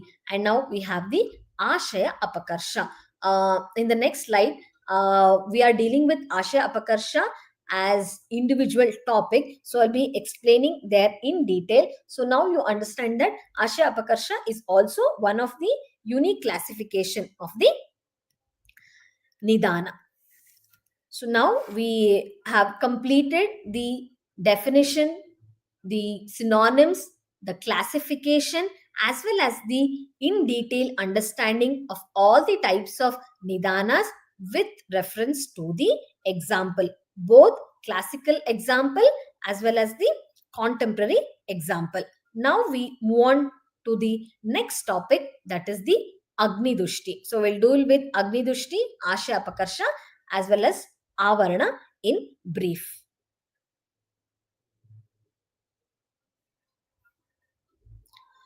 So clinically speaking, and again exam point of view, and for a person to practice Ayurveda, the knowledge of Agni is very, very important. So we all know that the entire body or the sharira, what I'm speaking now or what you're listening to, so all the functions that is happening within our body is because of this factor which is making us be alive, is the Agni. So the Agni is very, very important, and the living body is byproduct of this nutrition.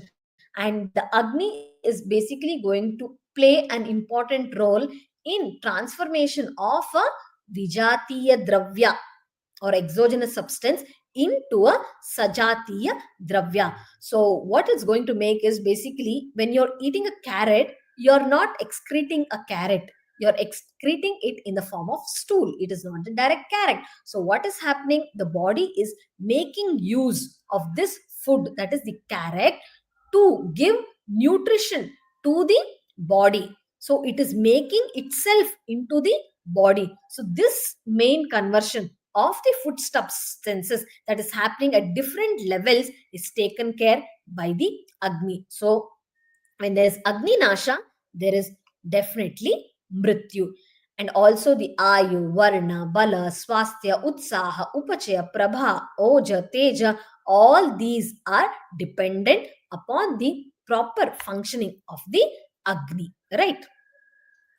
So under the Agni, we have to talk about this, that is Ahara Paka. So this is the most important thing. The Jataragni is as such going to deal with. So the Ahara that is being consumed is undergoing the Jataragni Paka in the Amashya, and then the deeper aspect, it is the Bhutagni Paka, and then, Dhatvagni Paka, and after the Dhatvagni Paka happening is the Bhutagni Paka. And finally, it is being transformed into the body itself, becoming one with the body. So that was the introduction of the Agni. So here in the Agni, you will have to study in specific about the Nidana of agnidusti, types of agnidusti, what are the features of agnidusti, and the contemporary examples. I'll just deal it in brief, and it's very easy to understand. And this is one important shloka which you have to by heart from Charaka Chikitsa 15th chapter 42nd to 44th shloka, Agnidusti Hetu. So the shloka goes as, very important shloka, Abhojanat Ajirnat Atibhojanat Vishamashanat Asatya Gurushita Atiruksha Sandushta Bhojanat Vireka Vamana Sneha Vibramad Vyabhichari Deshakala Ritu Vaishamyat Veganam Vidaranat Dushyatagnihi Sadushto Annam Natat Pachati Lagvapi Apachyamanam Shuktatam Yatyannam Visharupatam. So here he gives a beautiful example of all the nidanas which are going to do the dushti of the Agni with respect to the ahara, vihara, panchakarma apachara, as well as the desha kala, ritu, etc. So here in these slides, I have just mentioned the translation of these terms where we can understand why the Agni Dushti is happening. So, abhojana, not consumption of food, that is the starvation, or ajirna, indigestion, atibhojana, excess consumption of the food, vishamashana, then asatmya bhojana, which is not sadhana to the body, excess of heavy foods, guru bhojana or shita bhojana, ati ruksha bhojana, then food that is spoiled, sandushta bhojana, all these are leading to the Agni Dushti, Jataragni Dushti. Then, if we are not following the Panchakarma procedure such as Vireka and Vamana improperly, if it is done, for example, Sadhyo Vamana or Sadhyo Virechana, which is actually going to hamper the Agni, and without keeping in mind the Agni, you're recommending lots of consumption of the snehapana, etc. So sneha vibrama, that is also leading to Agni Dushti, and the person getting afflicted because of certain vyadhi, and also the influence of desha, kala, as well as rutu is influencing the Agni Dushti, and obviously the Vegadharana. Here the Vegadharana with respect to the hunger or with respect to the Kshutrud, Pipasa, or Purusha Vegadharana, all this are important. So all these factors are going to cause the Dushti of the Agni. So when such dushta Agni is present, such Agni is not even going to digest the food that is taken in a very light quantity, or the food which is having the laghu guna, and such apakwa ahara will lead to the shuktatva, means it is going to stay in the amashaya for a longer period of time. Hence, such is considered as the Visha Rupa. And along with this, this was the example of agnidusti, which was given from Acharya Charaka. Then we have one more important shloka, that is from Acharya Shushruta Sutra. So this is also one important one, that is Ati Ambupanad Vishamashanat Sandharanat Swapna Viparyayascha Kale api satnyam lagu chapi bhuktam annam napakam bhajate narasya irsha bhaya krodha pariplutena lubdena rugdainya nipiditena pradvesha yuktena cha sevyamanam annam na samyak paripakam iti matraya api abhyavrittam patyam cha annam najiryati chinta shoka bhaya krodha dukkha shayya prajagaraihi. So beautifully, Acharya Shushruta, he has explained over here that in Charaka, he has explained more ahara vihara, as well as he has given the panchakarma vibhrama, whereas here we can find the reference of the psychological factors that are influencing in the Agni Dushti. So the bulimia, all these examples can be considered under the psychological. So that person who is afflicted with irsha, bhaya, krodha, etc., in such person also the food which is going to be taken will not be digested properly, even if it is taken in the limited quantity. Right? So when we give a contemporary understanding to this concept, that is the psychological factor as well as the Agni Dushti, the modern day researchers, we have learnt about this gut-brain axis, that they both are connected, and this relation serves as an important function not only in managing the emotions and stress, but also it is aiding in the digestion. And also we know that the gut is considered as the second brain. Right. So now we have dealt with the Agni Dushti Nidanas. Now we will go through the Agni Dushti types. So the Jataragni, here basically we're talking about the Jataragni, right? So the Jataragni Dushti types would be Mandagni, Vishamagni and Tikshnagni. So this is basically classified based upon the Tridosha Dushti. So Kapha dosha leading to Mandagni, Vata dosha leading to Vishmagni, and Pitta dosha leading to Tikshnagni. So here the shloka from Madhava Nidana, where we say Samaha Samay Doshehi Yah Kadachit Samyak Pachati Kadachit Admana Shula Udavarta Atisara Jatara Gaurava Antra Pujana Pravahanani Kritvasa. So here he says, first the Samagni, that is a state of Agni where there is no dominance of single dosha, whereas the Agni is in Sama Avastha. So that is the physiological state of Agni, that is Samaha Samaihi Doshaihi. Whereas when there is involvement of Vata dosha, it is the Vishamagni, and here the person is going to be afflicted with features like Admana, Shula, Udavarta, Atisara, Gauravata of the Jatara, as well as Antrakujana, gurgling sound in the intestine, that is the Vishama Agni. Then we have the Tikshnagni. So the Tikshnagni is influenced by the Tikshnagni is influenced by the Pitta dosha. Hence, the person would be afflicted with certain types of lakshanas such as Prabhuta, Api, yuktam annam ashu pachati, means whatever he is going to consume, that food will be digested quickly and immediately. Okay, that is because of the Tikshnagni. Sa eva abhivardamano atyagnir iti bhashyate sa muhur praputam api upyuktam annam ashu pachati pakante cha gala talu oshta shoshat hamsatapa janayanti. Yes, tu alpam api upyuktam udara shirogaurava kasa shvasa praseka chardi gatra sadanani kritva mahata kalena pachati sa mandaha. So here he gives the features of mandagni, where the person is taking a longer time to digest the food and is afflicted with features such as shirogaurava, kasa, shvasa, praseka, etc. So all this is with respect to the foods that is being consumed.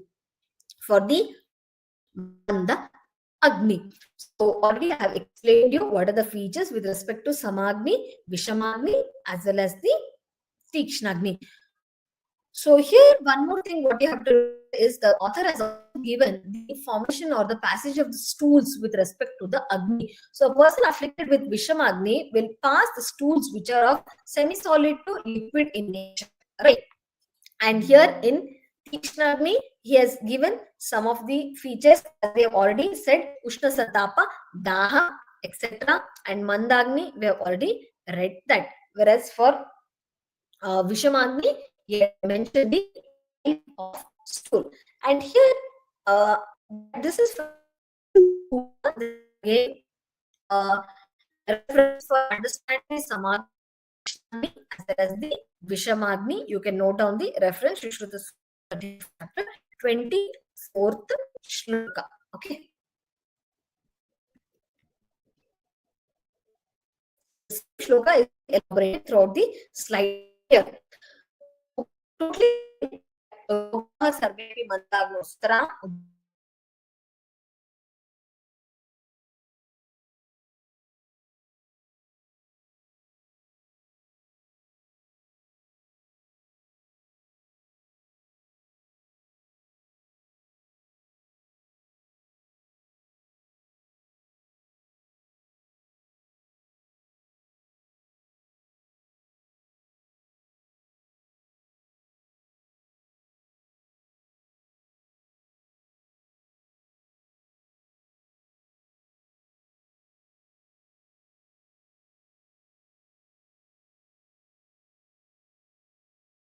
Diverse or before the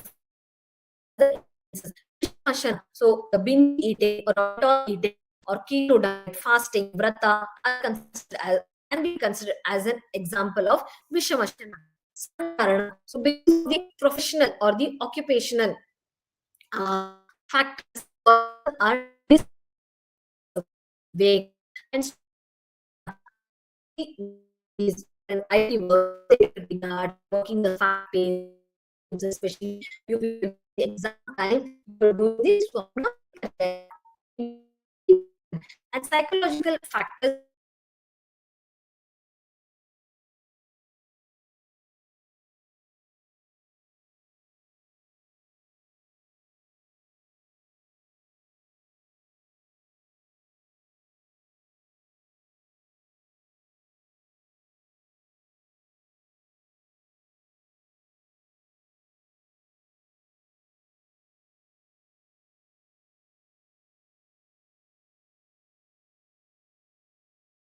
of the ahara is guru, and again shita is the guna of the ahara, the freeze refrigerator or the cold foods. Then sandushta, old food or stale food. Usually we need to understand that the food which is cooked, no, it has to be consumed immediately within 3 hours, hence it is good. So that which is consumed usually the morning ones, eating in the night or tomorrow or day after, or preheated foods and canned foods, these are considered as the sandushta bhojana itself. And also those food which are usually eaten by the beggars, etc., which is the spoiled one, are the sandushta bhojana.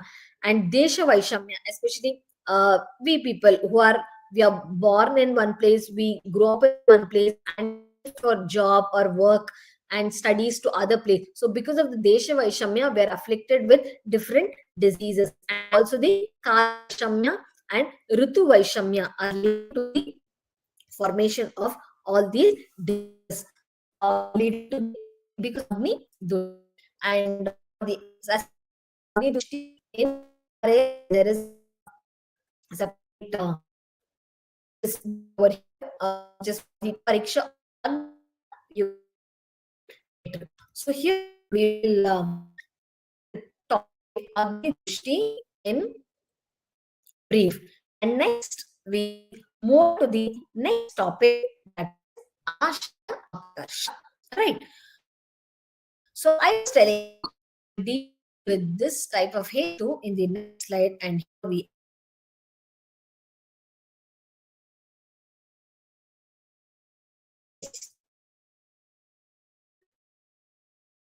or to pull from its side.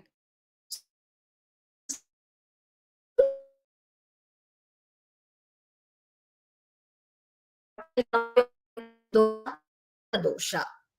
So with this background, understand what is Ashaya apakarsha. I said there is a concept which is proposed by Acharya Madhavakara and also Acharya Charaka, given the term Ashaya apakarsha, whereas it is the dosha vriddhi samavastha with permutation and combination and has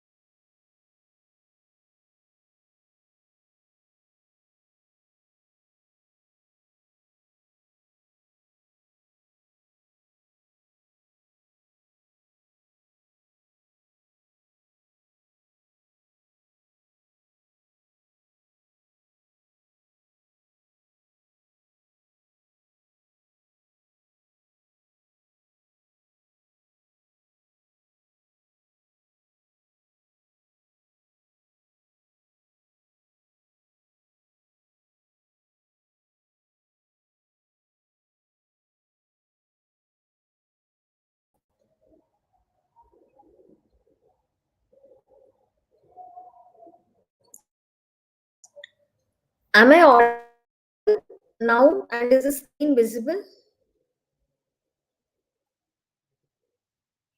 Yes, ma'am, you are audible. Screen is also visible, ma'am. Okay, I'll continue. Yes, ma'am. So here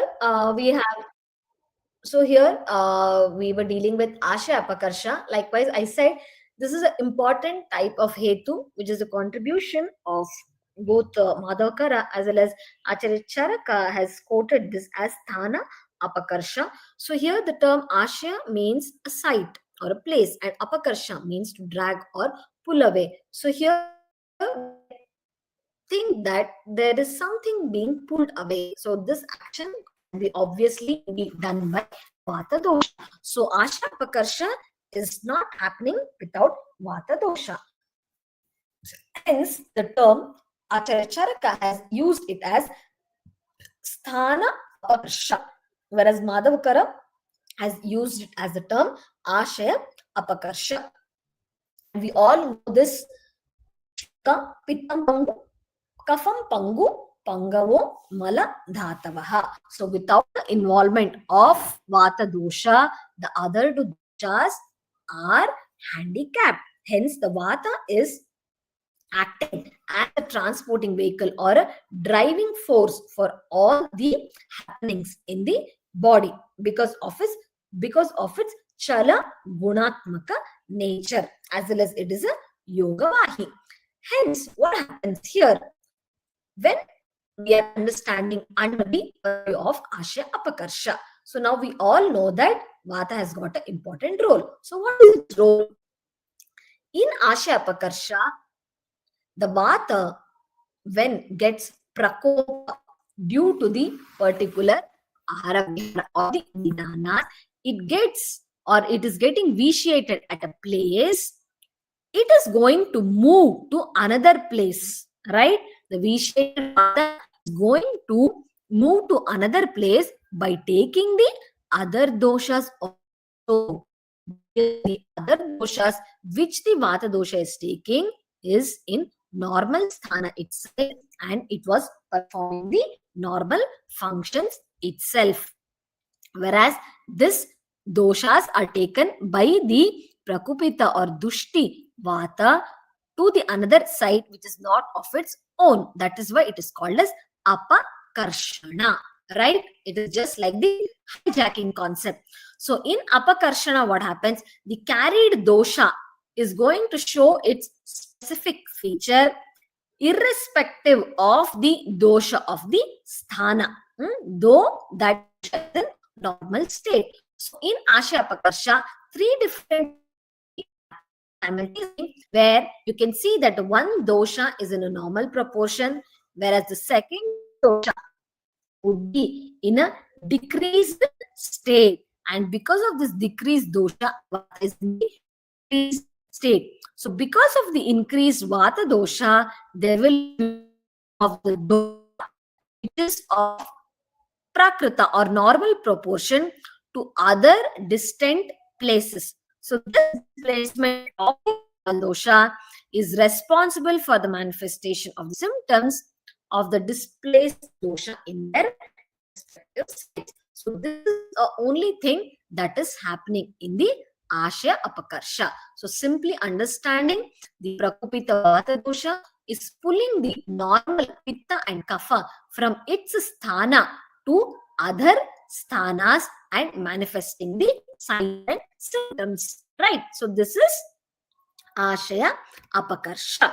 So this shloka you need to understand with from Charaka Sutra 17th chapter for the Ashaya Apakarsha.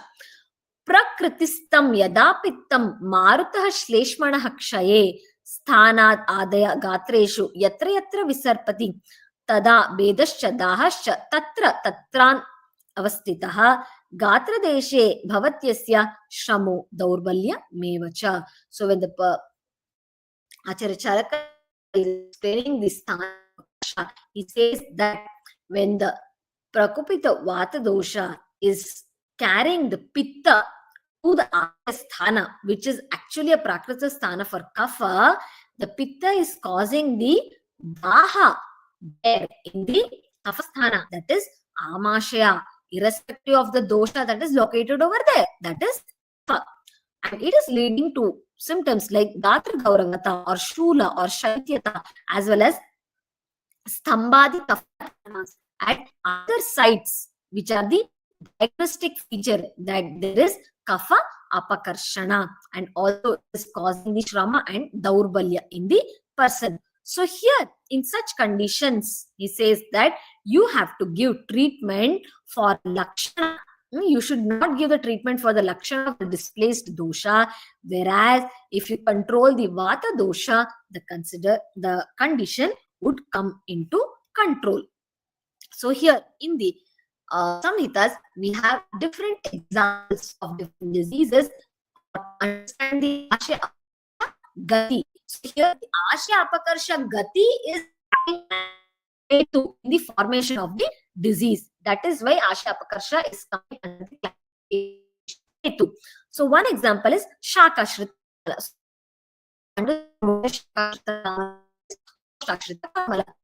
Here in Shakashrita Kamala, we see that because the person has consumed the Kapha and Vata Prakopakara Nidanas, there is independent vitiation of the Vata dosha as well as the Kapha dosha. So the vitiated Vata and the Kapha dosha are obstructing the marga of the Pitta over here. So due to this, the Prakopita Vata will drive the normal Pitta from its sthana, and it is putting it outside throughout the body. That is why in Tvachadi Avayava, it leads to Pita, discoloration, because of the displacement of this Pitta. That is nothing but your bilinogen or the stercobilinogen because of the excess bilirubinemia. So this leads to symptoms like Netra, Tvak, Pitatva, Tandra, Agnimanda, Tirapishta Varchas. So even the stercobilinogen is not being produced properly. There is obstruction. So this is a variety of Shakashrita Kamala where you can understand the concept of Asha Apakarsha Gati, where the Kapha and Vata Prakopa, the Prakopita Vata is driving the normal Pitta from its sthana.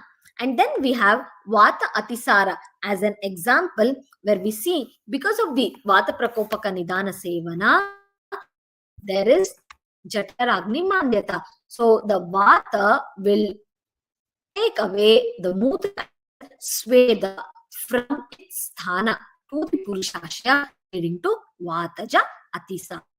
Here the vitiated Vata is taking the Mutra from its swasthana, that is Basti, and Sweda from Veda to the Purushashya and leading to excess of secretions in the intestine and leading to the Vataja Atisara. So this is one understanding of Asha Apakarsha Gati in Vataja Atisara. Then Vataja Prameha. So in Vataja Prameha Nidana Sevana, there is vitiation of Kapha, Pitta as well as Meda and Mamsa Dhatu. So here all this vitiation of Kapha, Pitta and Meda Mamsa will lead to the obstruction of the Vata dosha. Hence this vitiated Vata dosha will carry these dushas, that is Vasa, Lasika, Majja, Oja, where to the Basti or the bladder, and leading to different types of meha, that is Vasa meha, Lasika meha, Majja meha or Ojo meha respectively. This is example of Vataja Prameha and Asha Apakarsha Gati. Then Shita Pitta. So in Shita Pitta what happens? In Shita Pitta the Nidanas would be some sparsha of the Shita as well as Maruta. Right? So the Nidanas will lead to the Shita Maruta samsparsha causing the Kapha Dushti or Kshinata and Vata Prakopa. So this vitiated Vata will drive the Pitta to the Tvak. So here it is going to lead to the rashes that are similar to that of the bee sting, red itchy rashes, erythematous rashes on the skin, and also causing daha, etc. So that is understanding of Asha Apakarsha Gati in Shita Pitta Vyadhi. So by this all we understand that the Asha Apakarsha Gati in the manifestation of disease is very important to understand the pathological state of doshas and also to differentiate the diagnosis and implement the comprehensive treatment. So here you should remember that the Agantu dosha is weaker than the sthanika dosha. So the treatment should be in line of the sthanika dosha shamana. So this is with respect to the treatment. I just said you. But just keep in mind that the knowledge of Ashaya, apakarsha, gati is important to understand the pathological state of dosha, to differentiate the diagnosis. Hence, it is helping in the treatment management. So here we complete the understanding of the Ashaya apakarsha, and now we move on to the last concept of the day, that is avarana, right? So here, this is again a very unique and important concept, whereas over here you need to know the definition as well as the types of avarana. Only this much is mentioned in your syllabus. Hence, what is avarana? As the term suggests, avarana means to cover, to envelope, or to overlap, to obstruct, or to mask. So here there are two things or two pathogenesis which is happening in the concept of avarana, that is avaraka and avrita. Avaraka means one which is going to cover, and avrita is the one which is covered. So the term avaraka refers to the one which obstructs the passages, and the term avrita is the one which is being obstructed in the in the passages. So in this pathological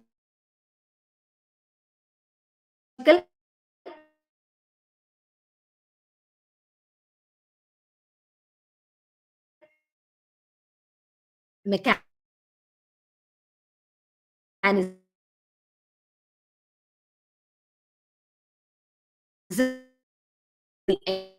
which is getting obstructed, that is avrita, right? So here you need to remember what is avarana, what is avaraka, and what is avrita. Very simple. So one more important thing what you need to learn over here,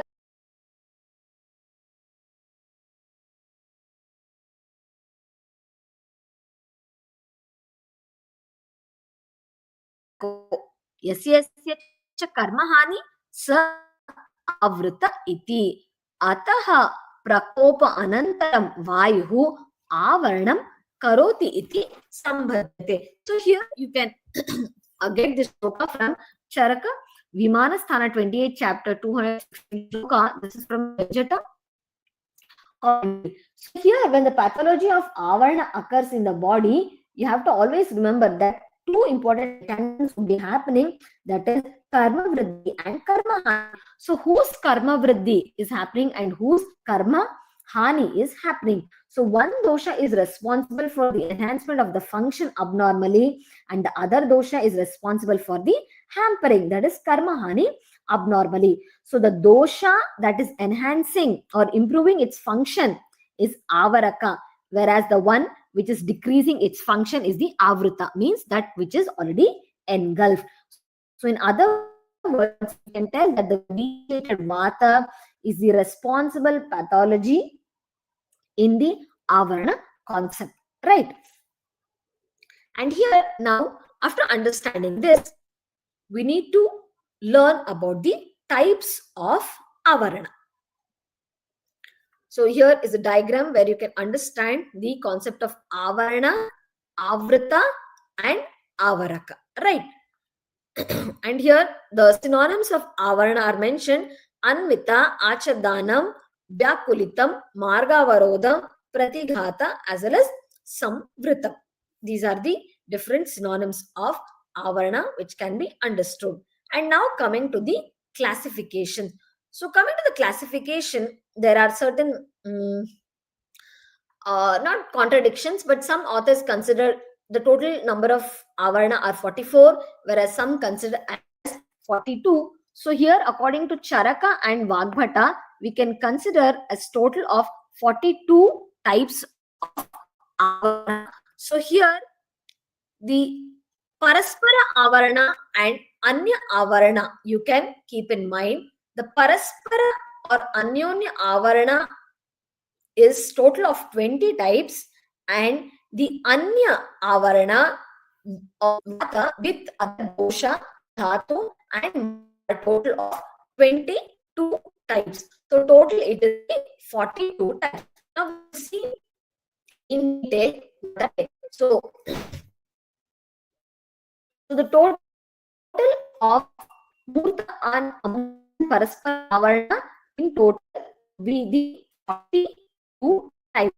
So the Anyuta Avarana is Vata by different types of Vata is 20.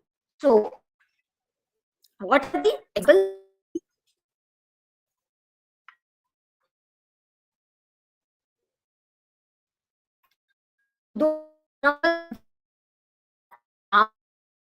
Pitta Vata, Pitta Vata, Kafavrita Vata, Ravrita, Asyavrita, Majavrita, and are the Samana Avaranas. Okay. Doshavrita two. Doshavrita Panchavata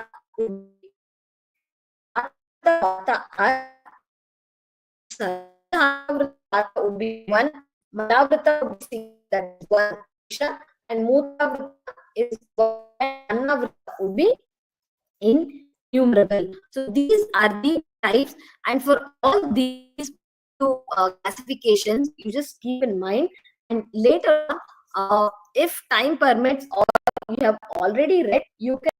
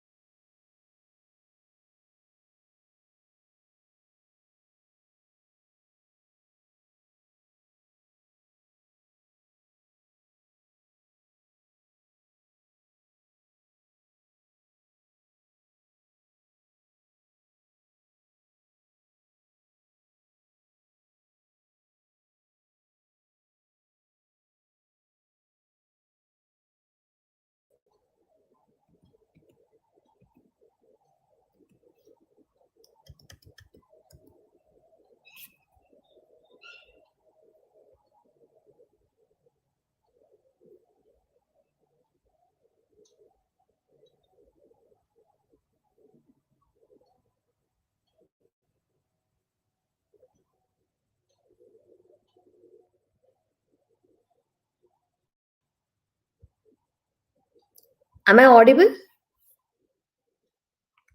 Yes, ma'am. Okay. So this avarana, as I said, it is total of 42 types according to Acharya Charaka and Vagbhata. You consider. So to keep the classification in mind, you learn it like this: Paraspara or Anyonya avarana, that is obstruction of vata by other types of vata, like Vyana vata, Udana vata, etc. All this is 20 types.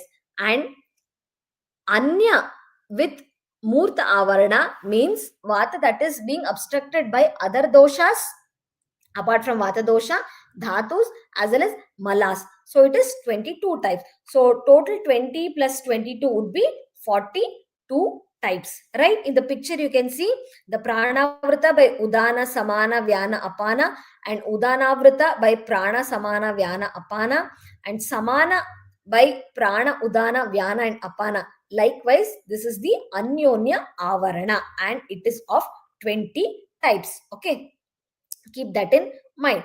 So here, these are the Lakshanas where the Pittavrita, Vata, or the Vata occluded by Pitta and Vata occluded by Kapha and Vata occluded by Pitta Kapha, Vata occluded by Rakta and Mamsa, means that is the Dhatus till Shukra Dhatu, and one Annavrita Vata, Mutravrita Vata and Malavrita Vata. Okay, all this one variety, right? That is the Anya Avarana, means rest of the Avarana. And Acharya Vagbhata has added Amavrita Vata and also the Sarvadhatu Avrita Vata. So the Vata that is occluded by the Sama as well as Vata that is occluded by the Sarva Dhatus. And After that, you have the Doshavrita Panchavatas. These are 10 in number. So Pittavrita Panchavata 5 and Kaphavrita Panchavata 5. And these are the Lakshanas. You just learn the number and how to enlist. That is sufficient for now. Okay. And occlusion by Vyana by Pitta and Kapha, and occlusion of Apana Vata by Pitta and Kapha. Right? So like that, you have the Anya Avarana, which is total of 22 types. And here in this slide, you can see the Anyonya Avarana or Paraspara Avarana, which is of 20 types, means Vata being occluded by its own types of Vata. So that is occlusion of Vyana Vata by Prana Samana, Udana and Apana, occlusion of Prana by Vyana Samana, Udana and Apana. So that is 5, 5, 10. And occlusion of Samana by Prana, Udana, Vyana and Apana. Right?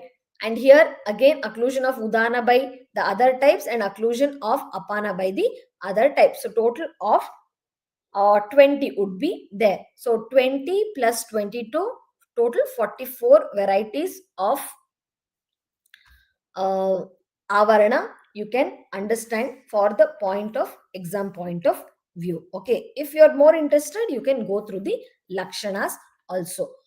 So hereby I'm just ending today's session, where we have dealt with in detail with the concept of hetu, its definition, its synonyms, its types, its in detail explanation, as well as its relevance, the agnidusti, hetu, and again its the karana and the types of agnidusti, and also the vikaras, and also the contemporary examples of agnidusti. And after that, we have read the concept of Ashaya, apakarsha, and also the avarana in brief. So hereby I thank for giving me this opportunity, the team Panchajanya. So if any doubts, you can ask. Thank you all. Thank you, ma'am. Thank you so much for the session. You have explained every topic in a very detailed way. Thank you so much for the session, ma'am. We'll wind up the Yeah. session now, ma'am. Yeah, thank you.